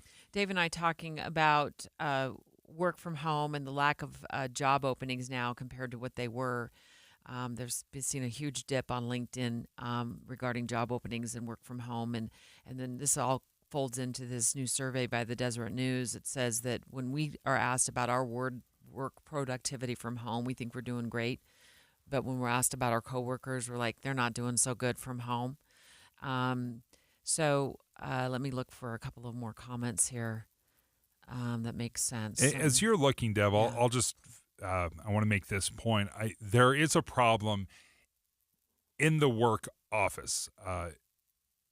There's not enough time, or there's not enough availability to be alone. Where you can work on a project, do something, because there is just constant interruption. And some of it is legitimate. Other is just coworkers being nice, checking in on you. And I think so often when you have a lot of people in the office, the distractions are worse than are more damaging than anything, than valuable. So having some more, being more secluded at work, or at least having some areas or offices where you can move away and kind of send a message to people like, hey, I am not available. I don't want to talk to you unless it's an emergency. We've got to be able to figure out how to do that in office. Next, we have a major event coming up this weekend. In fact, UDOT is warning about travel through central Utah because Millard County, which is where the Fillmore area is on I-15, is going to be massively impacted, in other counties as well, by this Ring of Fire eclipse. And I read somewhere where something like this isn't going to happen again for a couple of decades. Next, let's get an astronomy professor at Weber State University on the line to tell us where the best spots to see this Ring of Fire eclipse are, how long it's going to last, and let's also talk about eye protection because we don't want you all burning out your eyeballs. Dave and Dujanovic. Hi, it's Tim Hughes and Amanda Dixon. Why should you start your day with us? We have decades of news experience between us. And we take your trust seriously. Come here for news tomorrow, 5 to 9. On KSL. Embrace the majesty of the great outdoors and celebrate Bryce Canyon National Park's 100th birthday at Ruby's Inn. Skip the long lines and expensive hotel rooms and escape to the American West. Ride, hike, bike, and play among the towering hoodoos right in Ruby's backyard. Embrace your inner cowboy and take a guided horseback tour across the rim of Bryce Canyon. And no trip to Ruby's Inn is complete without dinner and a show at Ebenezer's Barn and Grill. After a long day of adventure, spend your nights in a cozy hotel room or camp out in a rustic campground. With affordable and varied lodging options, any family will feel right at home at Ruby's Inn. For some extra savings, be sure to take advantage of the hot deals running throughout the year. This year, treat your family to the adventure of a lifetime. Book your trip today at ruby'sinn.com. That's ruby'sinn.com. What do the cards have in store for you? Death. But don't worry, it's not yours. This October, join the Utah Symphony for a brand new concert experience with our first Masterworks Magnified event. The orchestra performs a Halloween-themed program featuring Rachmaninoff's eerily beautiful Symphony No. 2, the haunting piano melodies of Liszt's Totentanz with audience favorite pianist Joyce Yang, and Cézanne's bone-rattling Danse Macabre, the Dance of Death. We'll be sharing in-depth program insights and fun facts about the music from the stage. Plus, join us early in the lobby for spooky and interactive activities, including symphony musicians demonstrating boneyard musical effects, a captivating visual display, and, of course, tarot card readings. Don't miss this night of music and fun. October 20th and 21st at Maurice Abravanel Hall. Tickets start at $21. Get yours at utahsymphony.org. Think identity theft won't happen to you? Think again. There's a new victim every 3 seconds in the U.S., over 15 million this year alone, and many don't even know they're victims. LifeLock alerts you to identity threats you could miss, even when you monitor your credit. If your identity is stolen, your dedicated U.S.-based restoration specialist will work to fix it. No one can prevent all identity theft, but everyone can save up to 25% off their first year with promo code NEWS at LifeLock.com. Identity theft protection starts here. Looking for top-notch personal protection? The Smith & Wesson Equalizer is here to level the playing field. Easy to rack slide, easy to control ergonomic grip. It's designed for you. With a 10, 13, and 15-round magazine included, size up for better control or size down for easier concealment. Don't miss out on the opportunity to upgrade your safety. Visit your local dealer now. To learn more about the Equalizer, visit smith-wesson.com. Smith & Wesson, empowering Americans. All capacity sizes may not be available in your jurisdiction. Be sure to check your local laws and regulations. Lennox Technology and the people who stand behind it. That's what you could expect when you work with your local Lennox dealer. Call Climate Services. Your Lennox system. Your Lennox dealer. They are truly perfect together, working together season after season to maintain your home's ultimate comfort. For a limited time, get up to $1,500 in rebates, or qualified buyers make no payments, incur no interest for 6 months when financing a new Lennox system, plus receive up to $3,200 in federal tax credits. Working with Call Climate Services means you're choosing the best in the business.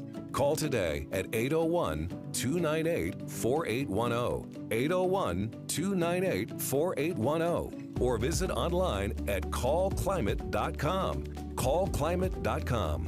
Conditions apply. See dealer for details. Dealer license number 35823455501.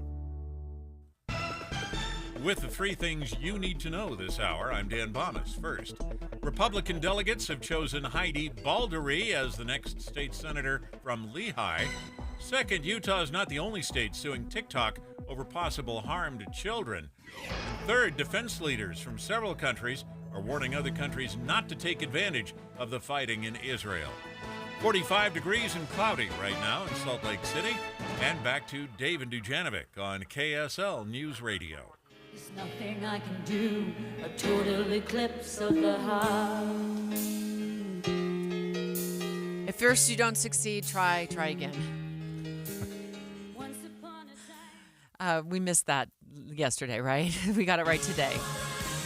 Thank you. I was going to tell him yesterday if you needed to hear the rest of that song, you could tune into FM 100. Because we missed the total eclipse of the heart part in that song, and Dave had a great laugh out of it. But we have a major eclipse event happening this Saturday. It's such a big deal that UDOT now has those digital billboards over the freeway in Salt Lake County along I-15 that says, warning, plan travel accordingly on Saturday. Major eclipse. Central Utah will be impacted. And we talked to the Millard County Sheriff yesterday. They're kind of like the middle of nowhere normally. Fillmore. Yeah, they're going to be the middle of somewhere on Saturday because that's supposed to be prime viewing for the eclipse, that area. Yeah, it's going to be this total eclipse, not just of the heart, but the total eclipse of the sun, the solar eclipse. This is, I've never seen this. I've seen a full lunar eclipse, but I haven't seen a full solar eclipse. Oh, really? Yeah. John Armstrong, Weber State University professor of physics and astronomy. Good morning. Are you getting excited for Saturday?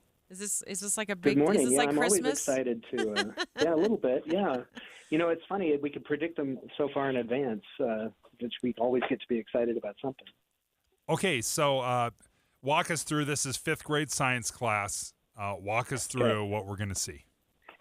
So I'm afraid I'm going to have to disappoint you right off the bat. It's not going to be a total solar eclipse. It's an annular eclipse. It's all ruined. I know, but don't worry. Bonnie Tyler said it's a total eclipse. Okay. I know. John Armstrong says nope. Not of the sun. Yeah. All right, Professor. Now, there will be a total solar eclipse coming up next April in the United States. But let's talk about the annular eclipse. So the difference is that in an annular eclipse, the moon is a little bit further away than normal because it's on this non-circular orbit, so it covers most of the sun, but not all of it. It's still spectacular. I mean, in fact, in some ways, it's even more spectacular because you're going to see what's known as the ring of fire. So when the sun has the moon totally in front of it, you're going to see this little sliver of a ring of the sun around the moon, and you'll see that if you're anywhere near the center of Utah, Richfield, places like that. Up here in Salt Lake City or in Ogden, we're going to see a crescent of the sun from behind the moon. But you still don't want to look at this directly. You want to use some kind of eye protection. They have special solar viewing glasses or a welding mask or something like that. So when you talk about the crescent, what percentage of the eclipse are we going to see in Salt Lake? Because I don't think I'm going to make the road trip down to central Utah. Boo. I wouldn't, honestly. I'm not sure I would make the trip unless I was never seen one of these things before. But you will see about 90%. I think in Salt Lake, it's about 86% of the sun is going to be covered by the moon. So it's still going to be spectacular. And one of the best things you can do in an annular eclipse that is really fun to do is if you can find a tree with some leaves still on it. And when the eclipse is starting to happen, if you look at the sidewalk underneath the tree, all those little leaves are going to cause, they basically make little pinhole cameras. They're going to cause images of the eclipsing sun on the concrete. Now, this happens all the time. You don't notice it because the sun's round, and so you just see these dappled round little lights. But when the sun is eclipsing, you're going to see the eclipsed sun on the concrete, and that's a perfectly safe way of watching the eclipse, and it's really fun because you'll see hundreds of these images, and it'll still be a really crazy experience because the light's going to dim. 90% of the sun is going to be covered, and it's going to get really eerie when you have something that's akin to sunset at midday. John Armstrong with Weber State University is a professor of physics and astronomy. No better time to have him on the line walking us through this weekend's Ring of Fire eclipse, which is really going to be amazing in central Utah. But, Professor, how long is this going to last? Like, am I going to be making all of these plans and loading up the car to drive all my friends down to Millard County and then get there and have it be like 3 minutes? So the eclipse starts at a little after 9 o'clock in the morning, and the moon will slowly move across the sun until it reaches its kind of peak coverage at about 10:30.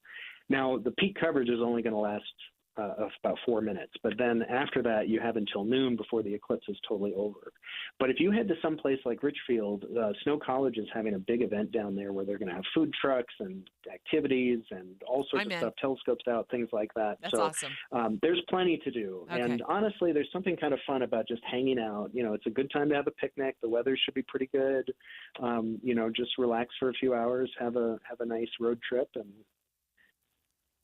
enjoy. Yeah. This is totally putting you on the spot, but if we were to play Jeopardy, is there a little piece of annual solar eclipse trivia that you could throw out there that I can use at my solar eclipse party and pass it off as my own knowledge? Tell him it's not annual, it's annular.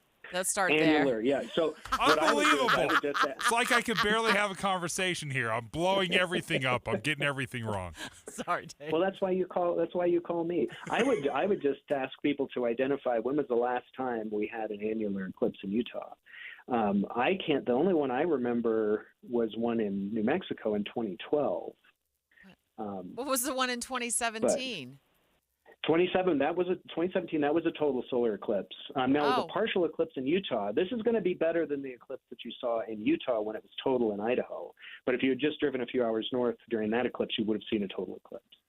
That was the Great American Eclipse. And again, in 2024, April 8th, and this is something you absolutely have to have on your calendar, April 8th, 2024, there will be another total solar eclipse that goes across the entire United States. I think the nearest spot to Utah is Texas, but it's not that far, and it is absolutely worth making the trip.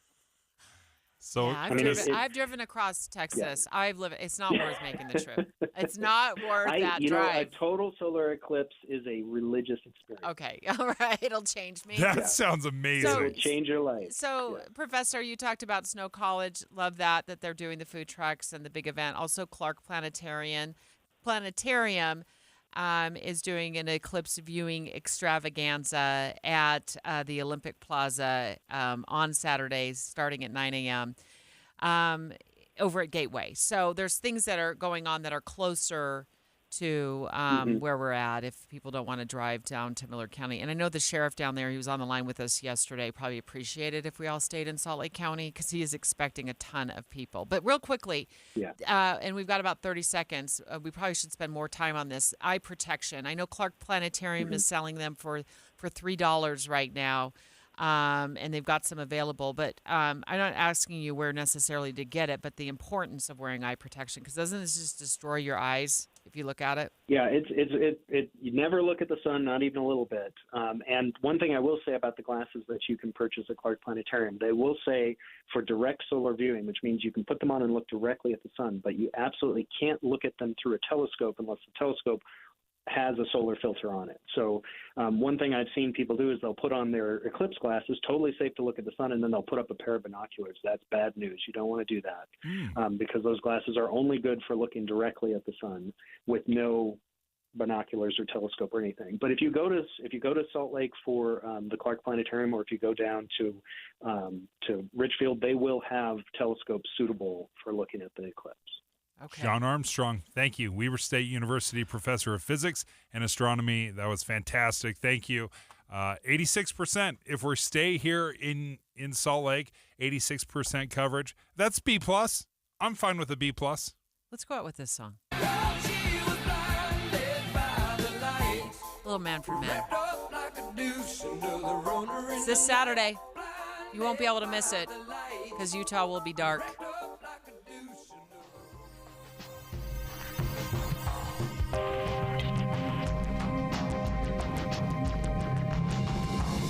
KSL FM Midvale. KSL Salt Lake City. Listen at home on any smart speaker. And in your car at 102.7 FM. This is KSL News Radio. Utah's news, traffic, and weather station.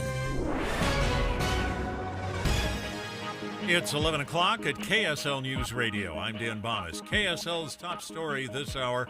The woman charged with killing her husband and then writing a children's book about dealing with grief says she can't get a fair trial. Corey Richens' attorneys say they need to dismiss that case.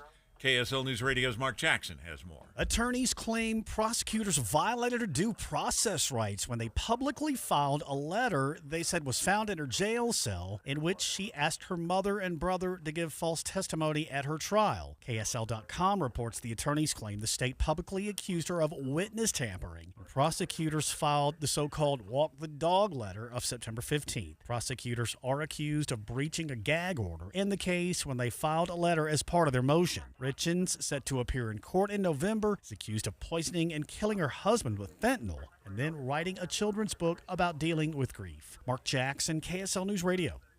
Delegates in Utah's State Senate District 22 in Utah County and a small part of Salt Lake County cast votes last night and selected Heidi Baldery to replace Senator Jake Anderegg. Anderegg stepping down on Sunday. State Republican Chair Robert Axon tells KSL News Radio she won out of a field of 13 candidates after 6 rounds of voting. Axon says he'll present Baldery's name to Governor Cox, and he makes the appointment to the vacant state Senate seat. Our top national story this hour from ABC News. Could be days before the House vote on a new speaker. Steve Scalise is the conference nominee, but he'll have to convince some holdout Republicans before a vote in the full House. ABC's Jay O'Brien reports from the Capitol. There could be a vote today. We know that Republicans are again having another closed-door meeting not long from now in which they're going to air some grievances and have discussions about that ongoing leadership process. But there's no vote scheduled today. There could be a vote scheduled for tomorrow, or this could get kicked into next week, some sources are telling me. Your money at this moment, the Dow Jones average down now on the day, 78 points right now, while the NASDAQ is up just barely, about 4 points right now. And our KSL weather is going to dry out. That's next. KSL News Time, 11:02.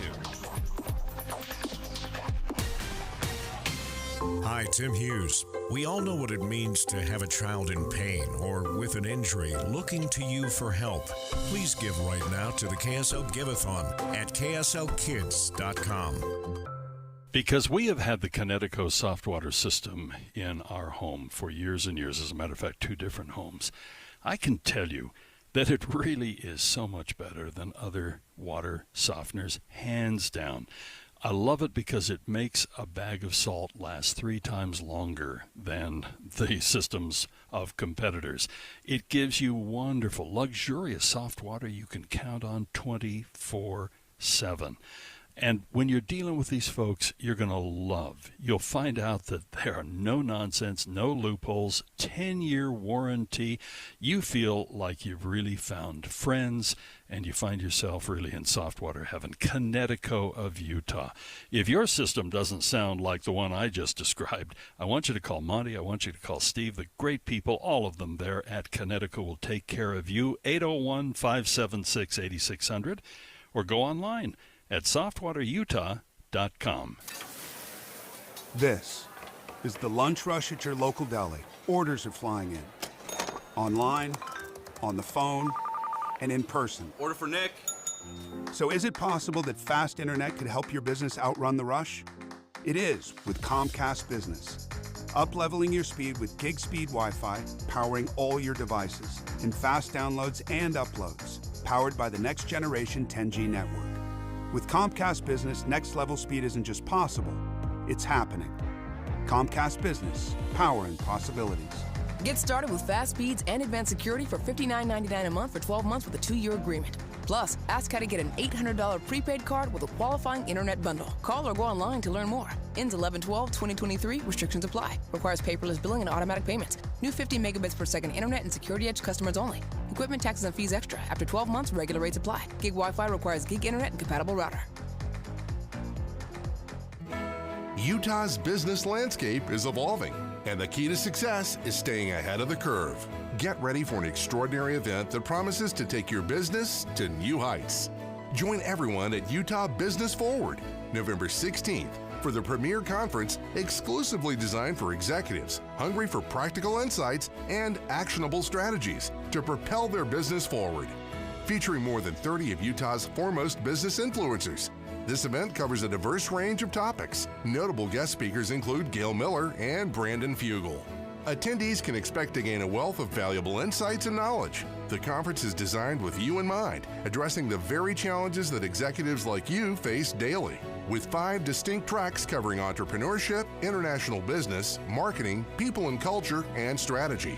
You'll gain invaluable knowledge across a range of crucial areas. Reserve your seat today at forward.utahbusiness.com. Emergency traffic now brought to you by Granite Credit Union's new Dividend Plus checking account. Here's Josh Kitchen. We have emergency traffic in Salt Lake County. There is a possible injury accident involving a jackknife semi on I-15 northbound at 2700 South. Looking at the cameras, it appears the left 3 lanes are blocked with heavy and slow delays going back to 4500 South, and they are expected to grow. With over 30-plus specialties and multiple locations across Utah, Revere has you covered for all your health needs. Revere Health, your partner in health, your partner for life. Online at reverehealth.com. I'm Josh Kitchen in the KSL Traffic Center. KSL weather, we dry out this afternoon, but it'll be cold tonight, lows in the upper 30s. Tomorrow, sunshine with a high of 62 and reaching 70 by Sunday. Right now, light rain and 44 degrees. I'm Dan Bomas, KSL News Radio, 102.7 FM, 1160 AM, and KSLNewsRadio.com, Utah's news, traffic, and weather station.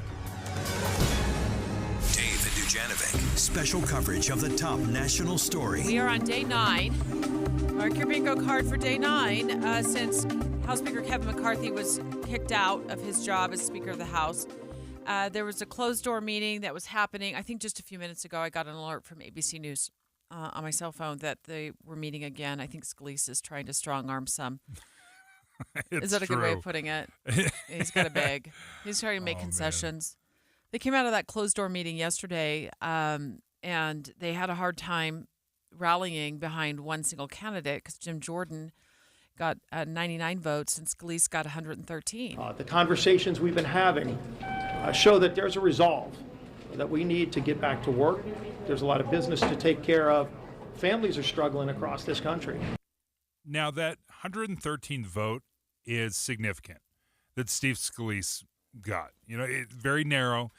Remember, Kevin McCarthy, when they had the exact same meeting 9 months ago, he got 188 votes out of the conference. Finally. And, yeah. Right. Well, it was 188 votes.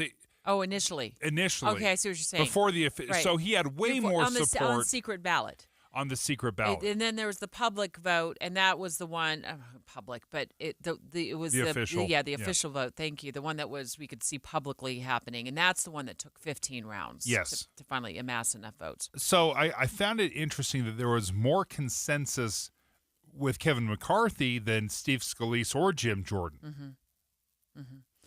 So we talked to ABC News, M. Wynn, earlier today, correspondent there, standing by in Washington, D.C. in our 9 o'clock hour, because we thought maybe yesterday, of course, Dave didn't. He knew better. He had the crystal ball, and he said, this vote's not going to happen, folks. It's not going to happen. And it turns out Dave's right for once. So it didn't happen. Dave's on a roll. You've been right twice today. I am rolling today. Twice today. Congrats.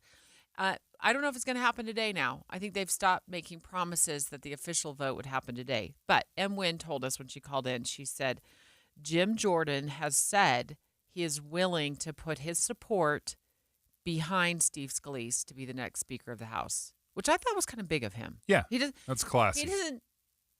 Yeah, classy. That's a good word for it. He didn't really strike me as the kind of guy that would be classy in moments like this, but, all right. Teach his own. As long as he likes the person. Yeah.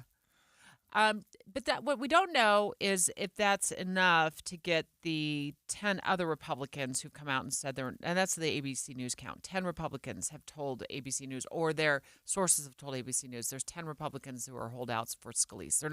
They're not interested in voting for him. They want Jordan. Jim Jordan actually supported Kevin McCarthy as well. He was the one that put his name forth several times, voted for Kevin McCarthy. So I think Jim Jordan is actually a pretty loyal guy in the party, and he'll go along with what everyone votes for. The problem is not Jim Jordan. The problem is the hardliners that love Jim Jordan. Mm-hmm. And they want Jim Jordan above all else, and they're willing to put up enough of a fight to prevent Scalise from winning. Even if Jim Jordan doesn't want Jim Jordan? Doesn't matter. Listen, I don't need to fight the fight if I have my friends fighting the fight for me. That way I get to stay above the fray, and I let them do the dirty work. Kevin McCarthy, that's the elephant in the room. I would do it again.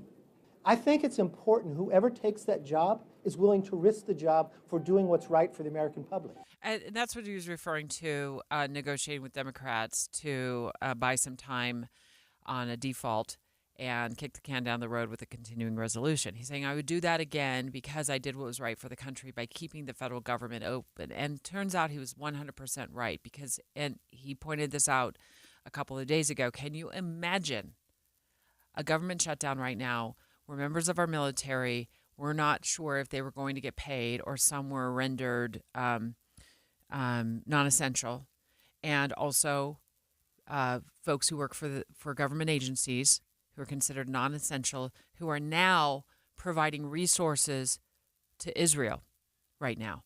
Can you imagine we have a government shutdown in a moment like this and what happened over the weekend regarding the Hamas attacks? In the past, when there was a government shutdown, there was a little carve-out for the military where they would continue to fund the military. Although this time, there wasn't that carve-out. It was unclear what was going to happen. And now, ultimately, they averted it by basically pushing the pause button for the next 45 days. But they did not have that military carve-out. And, yeah, sure enough, what would we have been doing? What would our role be? How would the government look if it was in shutdown as Israel was attacked? I think it was already a terrible look, given what happened. Obviously, I wouldn't think we had any forewarning about what was happening with Hamas, because Israel didn't seem to know what was going to happen. They didn't have the proper intelligence. They didn't have even their military in place. It took the military hours to get to the area that was under attack when those paragliders swooped in with guns and started mass killing participants in that music festival. There was no help around.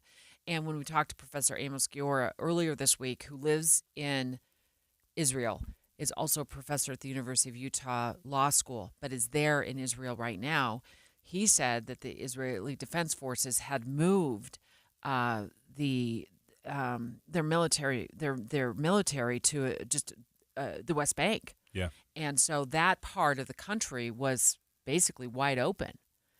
And that's why Hamas had such great success, sadly, on that invasion on Saturday morning. And not only just killing people, where I think there was somewhere around 260 people that were murdered at that festival, but that's where the majority of the hostages came from, was at that music festival. We still don't know what's going to happen with the hostages. We haven't heard yet what not that they're going to come out and tell us, hey, guys, here's what the plan is. They really can't, but we don't know what the timeline is. We've heard things, that they're threatening to kill them one by one, depending on, the bombing situation. But we don't know what the ultimate end game is to get those hostages out of Gaza, if that's where they're being held. Well, and the pressure right now in Gaza is not just the aerial attacks, the rockets, the bombs that are being dropped in Gaza, and the impending ground force that very well could move in, but Israel has basically the ability to turn the lights on and off, the power, the water, and what they've done is they have shut that down. They've shut off the electricity, and the Red Cross I just saw, they said they risk turning the hospitals into morgues if they can't get power into the Gazan hospitals. We've kind of learned over the years that, like when 9/11 happened, when there's just pure evil in this world, there's always some folks who rise to the top who end up becoming heroes in the moment of tragedy. And there is no shortage of heroism and heroic moments that are going on right now in Israel. And I want to take a few moments when we continue, Dave, to highlight some of those moments, including a U.S. congressman who's been going into war to save Americans. That's next. Dave and Dujanovic. Before Dave and Debbie get started each day, this station is all news all morning. And later today, we follow up on those stories as you drive home. Get important news all morning and all afternoon. Here on KSL News Radio. This Saturday. Touchdown Cougars! The Cougars head to Fort Worth for a showdown with horned frogs. BYU, TCU. Pregame starts Saturday at 11 with kickoff at 1:30. Keep it locked on Utah's legacy home of the Cougars. KSL News Radio. Ron had a tax problem he just couldn't handle on his own. I owed the IRS taxes for over 5 years, but I didn't have any money to pay the taxes. Those years cost him dearly. Most of it was fees and interest. It was horrible. Ron finally called in the pros. I called Optima Tax Relief, and boy, am I happy I did. The leading tax resolution firm, Optima, is A+ rated by the Better Business Bureau. They've resolved over $1 billion for their clients. Ron was overjoyed. They settled my account with the IRS. I was ecstatic. They are a lifesaver. They are. I am so happy. Take Ron's advice and call Optima now for a free consultation. Yeah, don't do like I did and wait. Call Optima Tax Relief. Do it now. You'll be ecstatic like me. Call 800-783-8055. That's 800-783-8055. 800-783-8055. Optima Tax Relief. Testimonial from an actual client. Some restrictions apply. For complete details, please visit OptimaTaxRelief.com. Swing a loop and ride for excitement at Beatty Days 2023. Friday, October 27th through the 30th. It's old-fashioned fun with cowboy shootouts, the ICS chili cook-off, 2K, 5K race, live music, bed races, a desert art show, classic car show, cornhole toss, model railroads, vendors, contests, and a pet parade. Head for Beatty Days in Nevada, October 27th through the 30th, and discover small-town hospitality at its best. Visit BeattyNevada.org. Go to KSLKids.com and donate to the KSL Give-a-thon. We need your help raising money for sick Utah kids receiving treatment at Primary Children's Hospital. Be a smile maker. An automatic gift each month helps save the lives of children all year long. Sponsored by J&J Garden Center in Layton. A big thanks to other generous sponsors, including Big Canyon Homes and Sugar House Industries, for their amazing support of the kids at Primary Children's. With the KSL Give-a-thon, we can't do it without you. Please give. Any Hour Services can help you make sure your furnace keeps you warm this winter. Whether you need a tune-up, a repair, or a second opinion about replacing it, call Any Hour Services or visit anyhourservices.com. Hey guys, do you know what makes Revive Men's Health Salt Lake City different? You. Every Revive treatment and medication is personalized just for you. Revive has the experts that guys go to when their current treatment isn't working. They have a complicated medical condition, or they're just not happy with their daily performance. Since 2011, they've helped thousands of local men suffering with the symptoms of low T and ED. Their goal is simple: to get to the bottom of your issues and fix them. Your best performance requires more than generic ED medications or a low-dose testosterone booster at a low-ball price like you find online. Revive medications are custom compounded, affordable, and guareteed to resolve your issues. Stop dealing with the symptoms of low T or ED.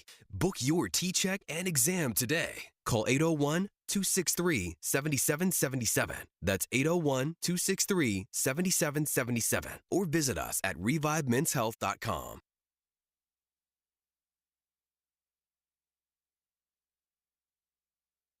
Join KSL for the special movie show Thursday, October 12th from 7 to 9 at the Jordan Commons Megaplex to celebrate Taylor Swift, the Eras Tour. It's in theaters Thursday at the Jordan Commons Megaplex. Emergency traffic on KSL News Radio, brought to you by Credit Union's new Dividend Plus checking account. We have a jackknife semi. This crashes northbound I-15 after 3300 South. Now, UHP held all traffic back for about 5 minutes, and now they're starting to let everyone go again. However, we still have 3 left lanes of travel blocked. You have stop-and-go delays back to 5300 South in Murray. Ricky Meese in the KSL Traffic Center. With the 3 things you need to know this hour, I'm Dan Bonas. First, Corey Richens' lawyers want to see the case against her dismissed. She's accused of killing her husband. They say she can't get a fair trial. Second, Heidi Baldery finished first after 6 rounds of voting among Republican delegates, so she'll become the next state senator from District 22. And third, it could be several days yet before the House is ready to vote on a new speaker. Republican nominee Steve Scalise trying to round up the last few votes to win that job. 44 degrees and light rain right now in Salt Lake City.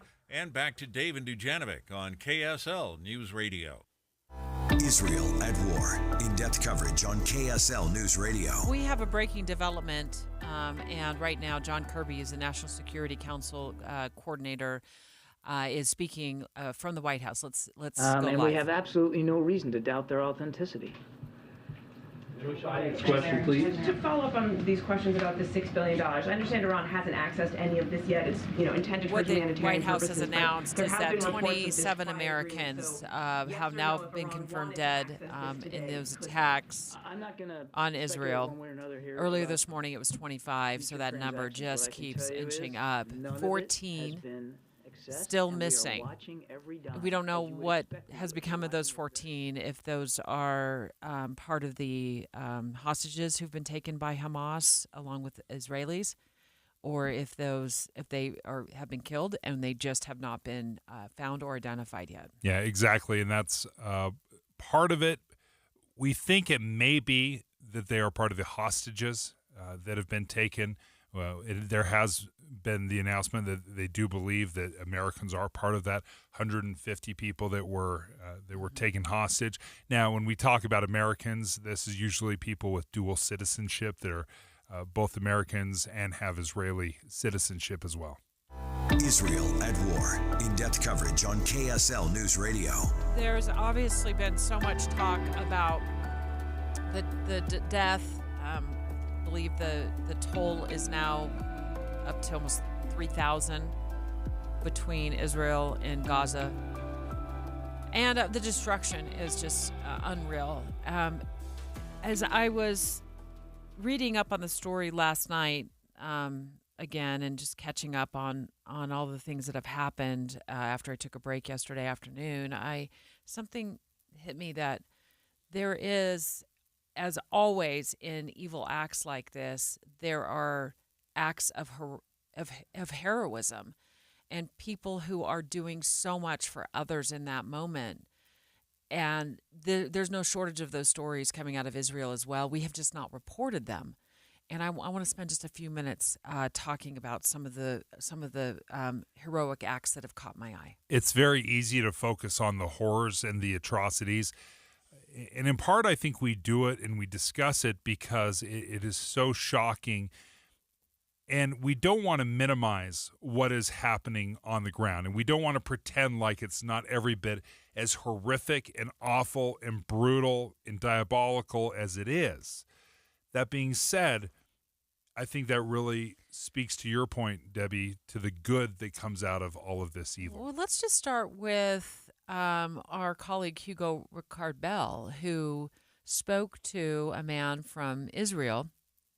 He's in Utah. He was at a rally last night, and Hugo heard him speaking, and he pulled him aside, and for 25 minutes, he talked to him about why he is returning to Israel. He's re-enlisted in the military. It hasn't even been 5-6 days, and he's already re-enlisted in the military to go back home and fight Hamas. The situation in Israel has barely started. Okay, they have started this. We will finish it. It will not take a day, not a week, not a month. It will take as long as it needs. As long as it needs, meaning that you'll need more people. When my country needs me, I'm on the next flight. There is no question. And I think it was when we were speaking to Amos Giora, who lives in Israel, teaches up at the University of Utah, and he said of the reservists that were called, and there's been hundreds of thousands of reservists that have been called up, he said there has not been one person that has said no. And that is incredible. That's an incredible amount of unity to say, when my country calls, I will answer. So did you know there's this congressman from the United States? He's from Florida. He's a Republican from Florida, Corey Mills. I've never heard of him. Have you? There's 435. It's hard to keep track of all of them. We always hear about Matt Gaetz from Florida. He's the only one we hear. So but there's Corey Mills. And this week, he has helped get 77 Americans out of Israel. I had no idea we had a congressman over there. I knew Cory Booker was over there out of New Jersey. He was in Israel coincidentally. for an event or something like that when the bombing started. But I didn't know this congressman from Florida was going around Israel and helping Americans get to safety. So I had worked with one of the pastors in this church group, as well as for a couple of isolated individuals that were stuck in these areas. They had tried to get on multiple flights. Their flights were canceled. They felt they were kind of being boxed in as some of the aggression around them started to increase. And really, we're just looking for an answer, looking for a way out. A couple of them had called the State Department and really didn't get a whole lot of support. And so at that stage, I just felt it was necessary for me to step in and try and do something. So he told the Floridian that he was on the ground helping Israelis in evacuating Americans. And now, initially, he had 32 Americans who were rescued. Now he's up to 77. And he wouldn't disclose his exact locations for obvious security reasons. Yeah. But incredible. That's fantastic. I mean, it's not just a congressman sitting back in D.C. waiting for his constituents to call in, and then maybe he calls the State Department and sees if he can get their passport renewed and get them. He's there. He's there. That's service. Yeah, that's incredible service. Yeah, that's service to your community and to your country. Doesn't this just speak volumes? I thought you made such a great point, Debbie, where you said, I've never heard of this guy. I've never heard of Corey Mills. He's a congressman out of Florida. The only one I know is Matt Gaetz. That's the only guy that I hear of. Big mouth. Big mouth Gaetz. Not to be, he's good. That's why we hear of him, is because he's trying to make headlines all the time. And this man is actually a doer. He's a doer. Corey Mills is a doer. Well, and I can't remember who said this to that point, Debbie. Someone said Speaker Ryan. There's beers and there's doers. Former House Speaker Paul Ryan, when he spoke last week on air with Boyd Matheson, said that there's beers and there's those who are there to exist and cause issues, and then there's those who they just want to be a congressman. They want to be a U.S. congressman. Then there's ones that want to do the job. I'm looking at Corey Mills right now. Yeah. And that is a doer. 2 thumbs up. That's awesome. We also know that Mexico has been, the military has been flying in military planes, massive military planes in there into the war zone to rescue their own citizens and bring them back to Mexico. And they've boarded like some 276 passengers departed from Tel Aviv on Tuesday. And I think they're going back for more. They've been going back for more. But here's the one this one, Dave, I was telling you about it this morning in the meeting, and I started to, did I cry? This one made me cry. There was a woman, 24-year-old woman, killed by Hamas at that music festival over the weekend. She just moved, I believe it was with her mom, to Israel, so they had no friends, and they're Jewish. And her mom reached out and said to, actually I'm going to let Nora O'Donnell of CBS News, and this is where I saw it. I saw it on CBS News. Explain what happened. They didn't know anybody at all, really, in Israel. Very few friends.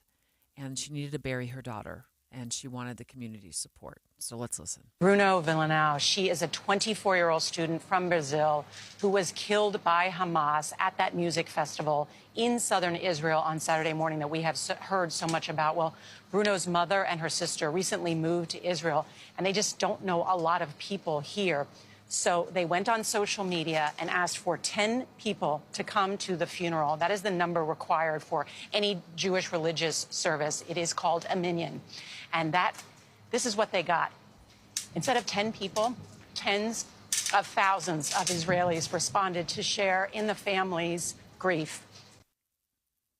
That is so powerful. They were looking for 10. And then they got tens of thousands. Well, and on CBS Evening News, you see the video, and I've never seen that many people at a funeral. It was just packed with people who were willing to leave their homes in this moment and support somebody, a family who was killed by Hamas. I was like, I've never seen anything like that before, and I just started weeping.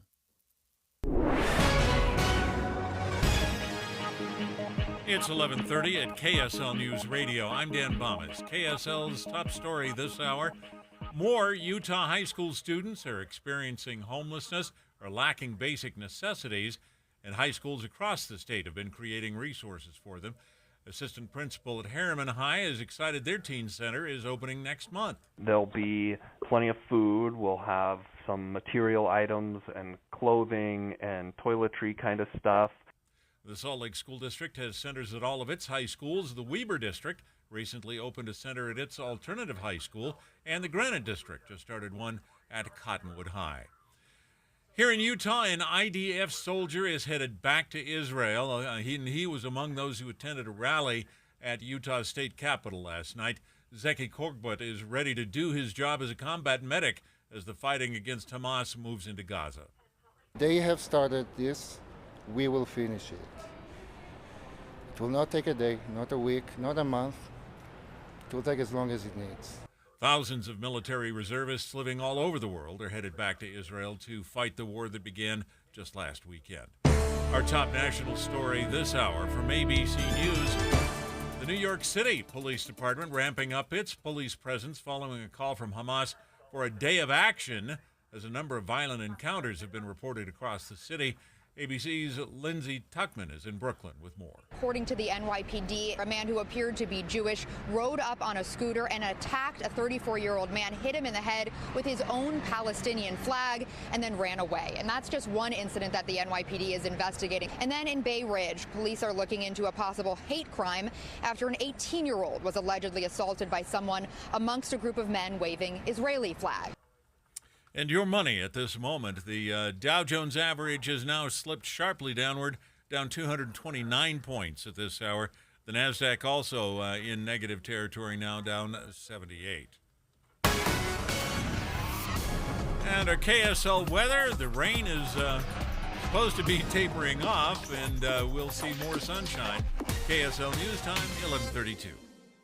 Hi, this is Amanda Dixon. No matter what traffic you're facing, children at Primary Children's Hospital face so much more. The KSL Give-a-thon has begun. Please give now at kslkids.com. It is October. It's the beginning of the holiday season. Hi, this is Doug Wright. I want to talk about my friends at the Western Nut Company. They have been part of our family traditions now for years and years. They've been around almost 60 years, and you're going to find so many wonderful things for this time of year, any time of year. Let's talk about Halloween. It's just around the corner. All kinds of wonderful goodies for Halloween. Maybe you just want a big bowl of nuts to have there while you're watching the football game. Western Nut can take care of it all with an amazing selection. Now, don't forget that Thanksgiving is just around the corner. Whenever you're invited to a special event like a Thanksgiving dinner, it's always a nice thing to take along a hostess gift. They have a selection of items sure to please your hostess. Corporate giving. This is so important, and Western Nut, they are the experts. Make sure that your clients and your great customers and friends and neighbors have the very best from the Western Nut Company, 434 South on 3rd West, or go to westernnut.com. Imagine it's the final game of the season, but your symptoms of irritable bowel syndrome with constipation, or IBS-C, are making a comeback. What should you do? Keep managing your constipation with belly pain the same old way? Or try getting ahead of your symptoms by talking to your doctor about Linzess, linaclotide. Linzess is a prescription medicine that treats IBS-C in adults. It's not a laxative. It's a once-daily pill that helps you get ahead of your symptoms. It's proven to help you have more frequent and complete bowel movements and helps relieve overall abdominal symptoms, belly pain, discomfort, and bloating. These symptoms were studied in combination, not individually. Do not give Linzess to children less than 2. It may harm them. Do not take Linzess if you have a bowel blockage. Get immediate help if you develop unusual or severe stomach pain, especially with bloody or black stools. The most common side effect is diarrhea, sometimes severe. If it's severe, stop taking Linzess and call your doctor right away. Other side effects include gas, stomach area pain, and swelling. Imagine, what could relief from IBS-C mean for you? Talk to your doctor and say yes to Linzess.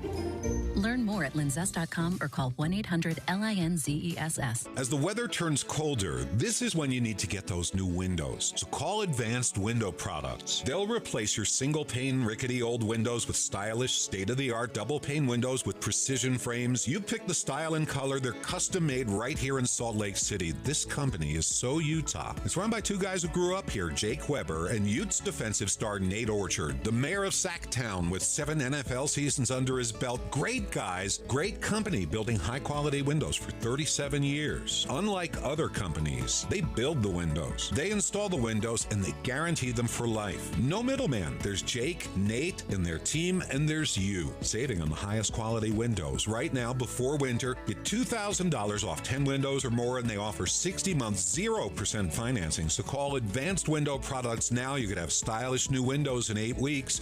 801-850-9100. 801-850-9100 or visit advancedwindowsusa.com. KSL has your tickets for Taylor. We're filling a megaplex theater full of Swifties, and we want you there. Listen for the keyword weekdays at 8:45, 11:45, and 3:45. Then text it to 57500 for your chance to win. Want a reminder? Text the word Taylor to 57500, and we'll alert you when the contest is about to start. Details and more chances to win at KSLNewsRadio.com. We're still looking at an emergency traffic picture right now, brought to you by Granite Credit Union's new Dividend Plus checking account. Here's Josh Kitchen. There are major delays from the crash on I-15 northbound between 2700 and 5300 south, now being exacerbated by a minor accident in the traffic flow at 3300 south. Be aware the HOV lane is blocked as crews work to clear this accident. In Davis County, we have recovering delays from an earlier crash on southbound I-15 at the North 215 junction. Cameras showing the right lane is still blocked. Dracula returns, and yes, there are flying vampires, live with the Ballet West Orchestra, October 20th through the 28th. Tickets at balletwest.org. I'm Josh Kitchen in the KSL Traffic Center. KSL weather will dry out this afternoon, but it'll be cold tonight with lows in the upper 30s. Tomorrow, sunshine, high of 62. That'll reach 70 by Sunday. And right now, 45 degrees with rain. I'm Dan Bomas, KSL News Radio, 102.7 FM, 1160 AM, and KSLNewsRadio.com, Utah's news, traffic, and weather station. Dave and Dujanovic. We're just getting some updates on what's going on in terms of the U.S. military in Israel. White House saying they've got no plans to put any members of the U.S. military on the ground in Israel.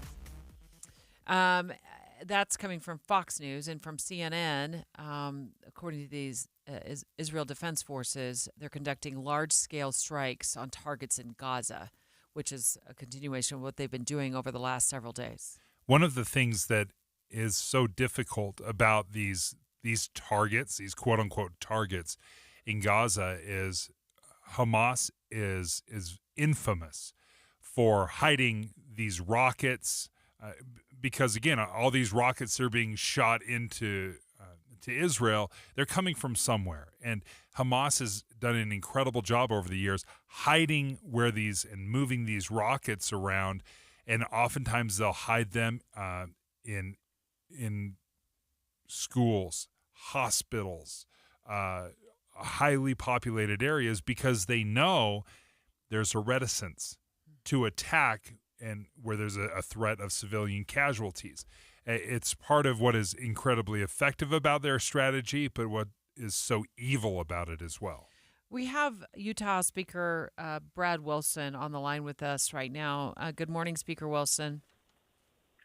Good morning. I appreciate being with you. And I just want to say, Dave, I think that your comments around, sure, it's effective, but I think it's even beyond evil. And what we're seeing over there in the Middle East, it's hard, I think, for most of us to actually have any kind of understanding how these atrocities could be happening, where kids are being killed in front of their parents and parents in front of their kids, and the list goes on and on. It's a very sad time for our world and our country and our ally in Israel.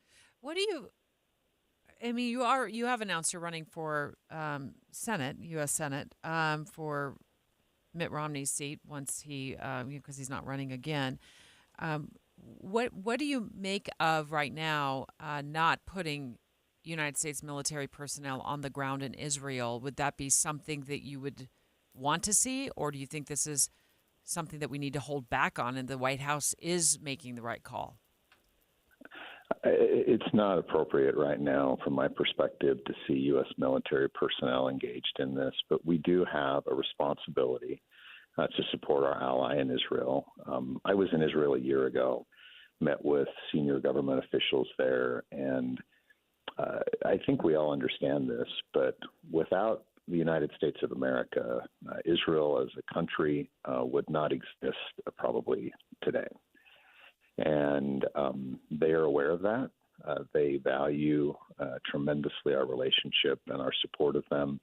And they're also very aware of Utah, and they appreciate the strong ties and relationships that our state has and the support that we've given to them. And it's very important that we do what we can as a country to support, I think, in the way we are, Israel, and to help them resolve this conflict with their military. Israel has had such a contentious relationship for years with Hamas.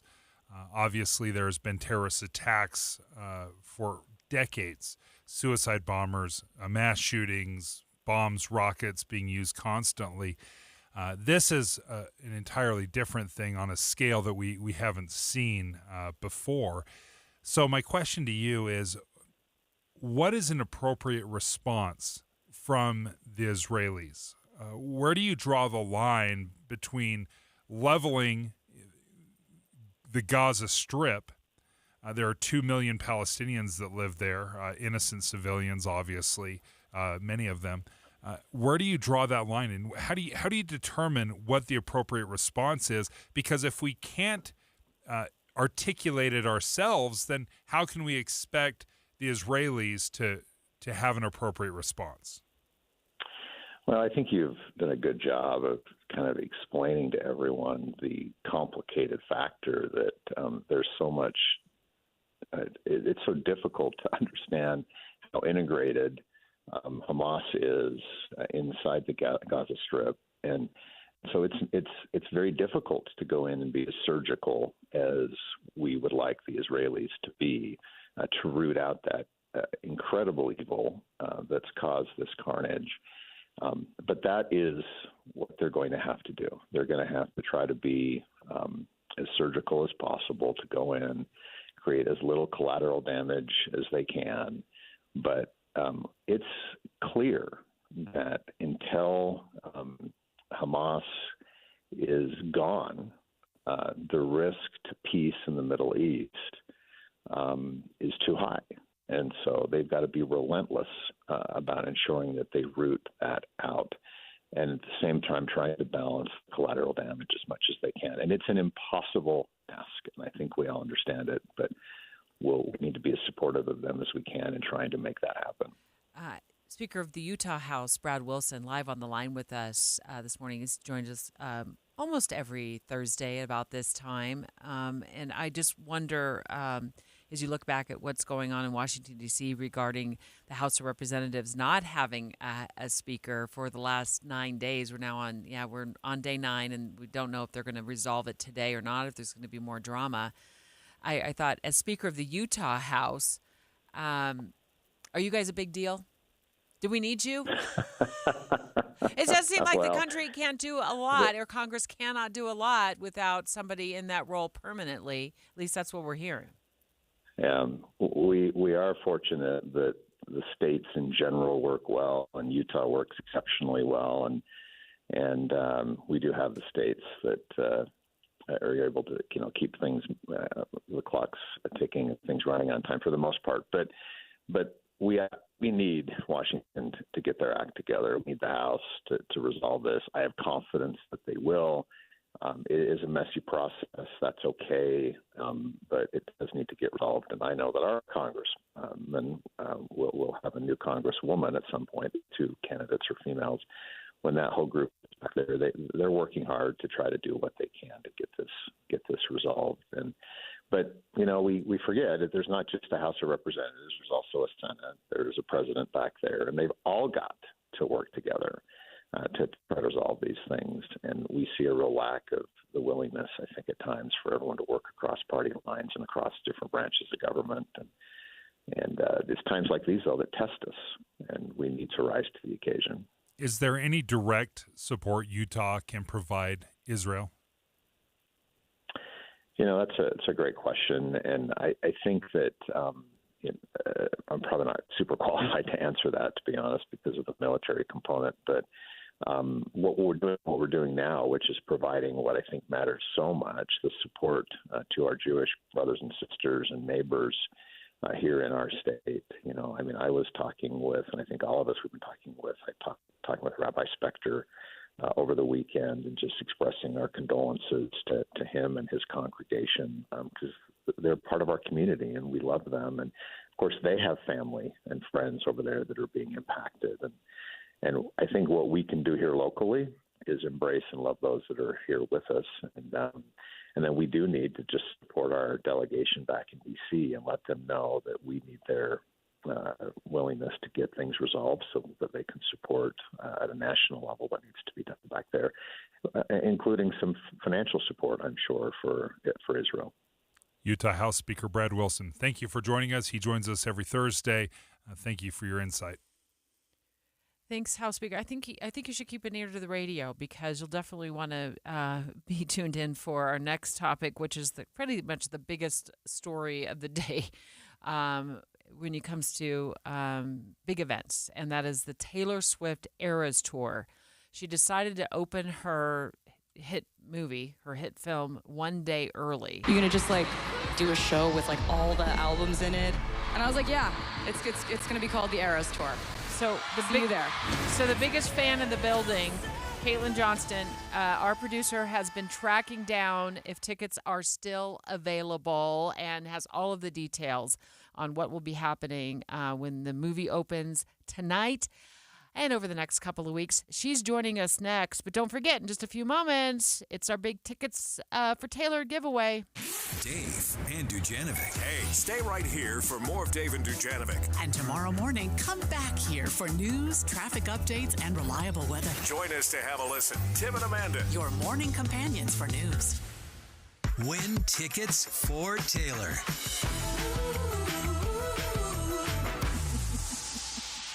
Here we are again, Dave. It's about 11:45, and it's time to give away tickets for Taylor. Yeah, it's a private KSL screening of the Taylor Swift Eras Tour movie.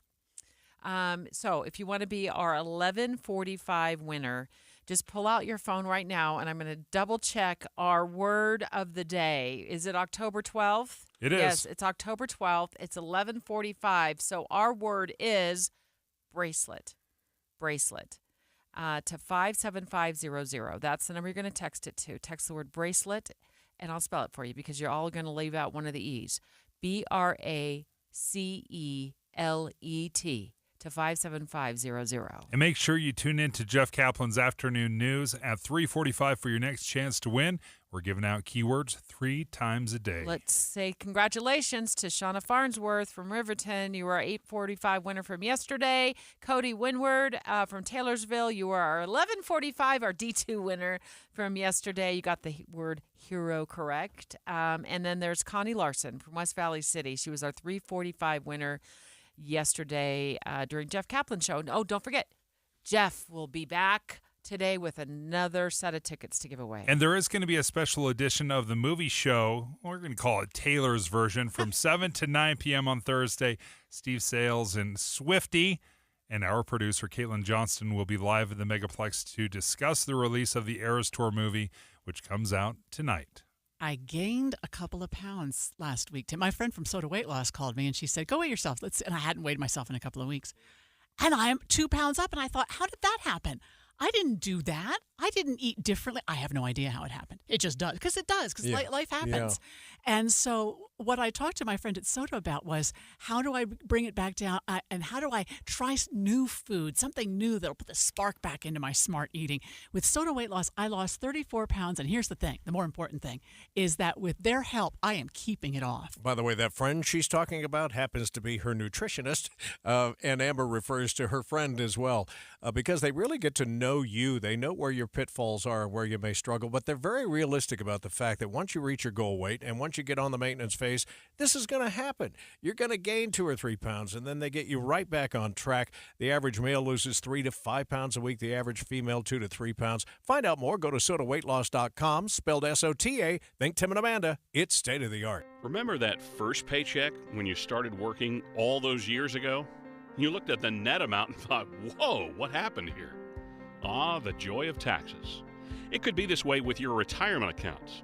You know how much you've saved, but if you haven't planned for Uncle Sam, you could come up short in retirement. With tax laws constantly changing, there's a lot you need to know to make sure you're not paying more than your fair share. Mike Stevens and the team at Capital Wealth Advisors can help you create a plan that shows you how taxes could affect you now and in the future. Set up your tax strategy session with Mike Stevens and Capital Wealth Advisors now. Call 801-210-5500. That's 801-210-5500. Make sure you know how these changes could affect you so you can avoid some of those whoa moments in retirement. Call 801-210-5500. Advisory services offered through Capital Wealth Advisors, LLC, a state of Utah registered investment advisor. Firm may not give tax advice. Finding great candidates to hire can be like, well, trying to find a needle in a haystack, but not with ZipRecruiter. Its powerful technology actively finds and invites qualified candidates to apply to your job. So while other companies might deliver a lot of hay, ZipRecruiter finds you the needle in the haystack. See why 4 out of 5 employers who post a job on ZipRecruiter get a quality candidate within the first day. Try ZipRecruiter for free at ZipRecruiter.com/free. That's ZipRecruiter.com/free. This is Derek Miller speaking on business. The Utah Office of Tourism's mission is to elevate life in Utah through responsible tourism stewardship. Managing Director Vicki Varela joins us with more. Utah's visitor economy is a vibrant part of our state's quality of life, showcased by the record $10.56 billion of direct visitor spending in 2021. This is thanks in part to the brand promise, Life Elevated, the Mighty Five, the greatest snow on earth. These open the door to visitors from all over the world. Our Red Emerald tourism strategy encourages the responsible discovery of our awe-inspiring places, spreading out visitation throughout the state and throughout the year. It also creates deep engagement with local communities to shape their visitor economy consistent with their local priorities. Not only that, a portion of the lodging taxes paid by visitors is allocated directly into hiking and biking trails, boat ramps, and other recreation infrastructure for residents and visitors alike. So the next time you enjoy a great hiking trail, you may want to thank the visitor you just passed for their contribution to it. With a vision for a state united in welcoming the world to experience Utah's extraordinary landscapes, cultural offerings, and year-round recreation, the Utah Office of Tourism is well on its way to making this a reality. Visit the Utah Office of Tourism website. I'm Derek Miller with the Salt Lake Chamber, speaking on business. Dave and Dujanovic. Well, to a lot of Swifties all over Utah, this is the biggest deal of the day, of the month. Welcome to the Eras Tour. Taylor Swift. This is the most extraordinary turning experience her of my entire life. Multi-million-dollar, almost billion-dollar plus tour into a movie. And in fact, we think it's such a big deal that we are broadcasting a movie show, Taylor's version, from 7 to 9 o'clock tonight, right here on KSL News Radio. Our producer, Caitlin Johnston, is going to go from behind the scenes to in front of the microphone. You're going to be co-hosting with Steve Sales. Okay, walk me through. I like me some Taylor. I listen to some music. I have a playlist. What is this movie about? What am I going to be seeing? As far as I understand, it is her concert, the Eras Tour concert. I don't know if there's any behind-the-scenes stuff in it. I would love for that to happen, but looking at the total runtime, it's shorter than the actual concert. How long? I think 2 hours 45-ish, maybe a minute or two off there. But the concert is 3 hours and 16 minutes. Have you been to the phenomenal. concert? Yes, of course. Okay. I'm a lucky one. I shouldn't say of course. I'm lucky to have gone. Yeah. You had the pre-sale, I know. She went to the Vegas. It took me a day to the get Vegas tickets, version of yes. Taylor's concert. Okay, so let's get some housekeeping things out of the way so parents and their Swiftie fans can know if there's any tickets available to tonight's premiere. Now, there's drama because Taylor was supposed to release this movie tomorrow night, Friday night, October 13th, Friday the 13th. But instead, surprise. This experience that I've had on this tour, and it's not a past tense experience, it's an ongoing experience. But what She's you're going to see that we've at the captured, premiere. I the think it most was fun maybe I've ever had in on Los this. Angeles. This was last night. She was talking to fans. This is just some now audio. And she announces it's actually going to open now on Thursday, tonight. It's opening tonight, and I bought tickets for tomorrow because I wanted to be first. And I know a lot of people did that, so I saw that and I was like, okay. So she bumped up the opening to tonight. Let's be honest. If I see it before you do, if I went and got tickets, would that ruin our relationship? No, because I can't see it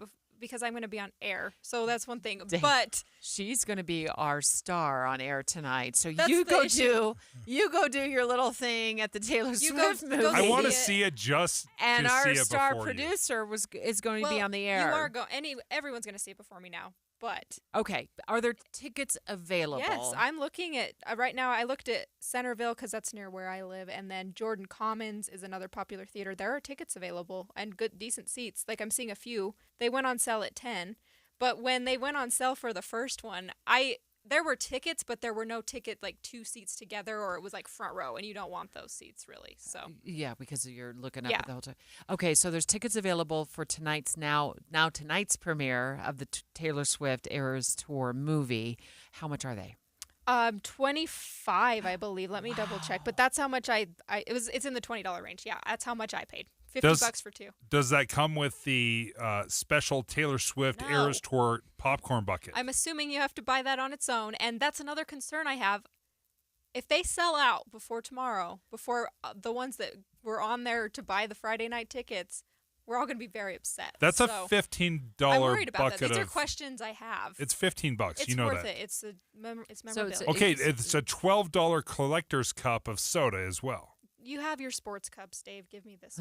You know what? You Okay. make a good point. Now the other question is that, and I've understood there's going to be other merchandise for sale at some of these theaters, maybe. But the big thing is trying to get the bucket of popcorn with Taylor Swift's photo all over it, and also the massive drink cup that will never fit into any sort of cupboard that you have in your home. But you'll keep it for years, and then eventually you'll recycle it. But this woman is very brilliant at marketing. Yes. I mean, her tour, many had reported that basically saved the economy in many ways throughout the summer because so many people were experiencing her tour, were spending tons of money not only on tickets but also on hotels and restaurants. But this movie is expected to have a $100 million opening weekend.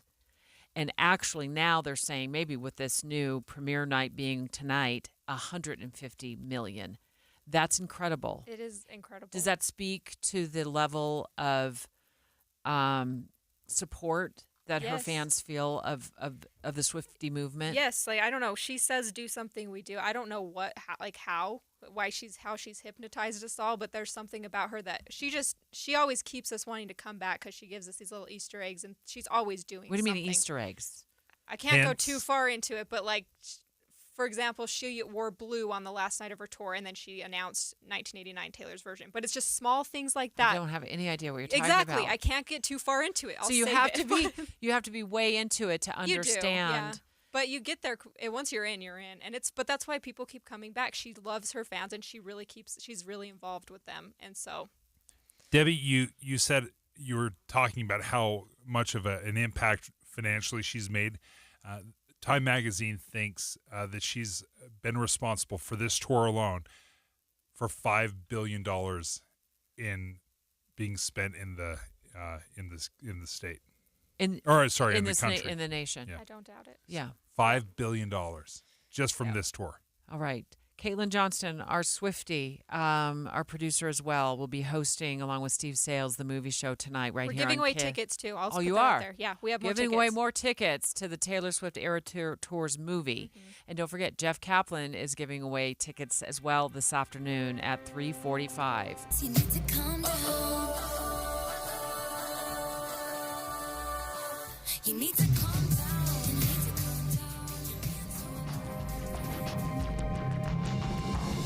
KSL FM Midvale. KSL Salt Lake City. Listen at home on any smart speaker. And in your car at 102.7 FM. This is KSL News Radio.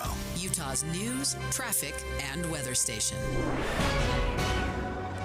Good afternoon. KSL News Time is 12 o'clock noon, and this is Utah's Noon News. I'm Maria Chaleos. KSL's top story this hour. A state senator resigns his position Sunday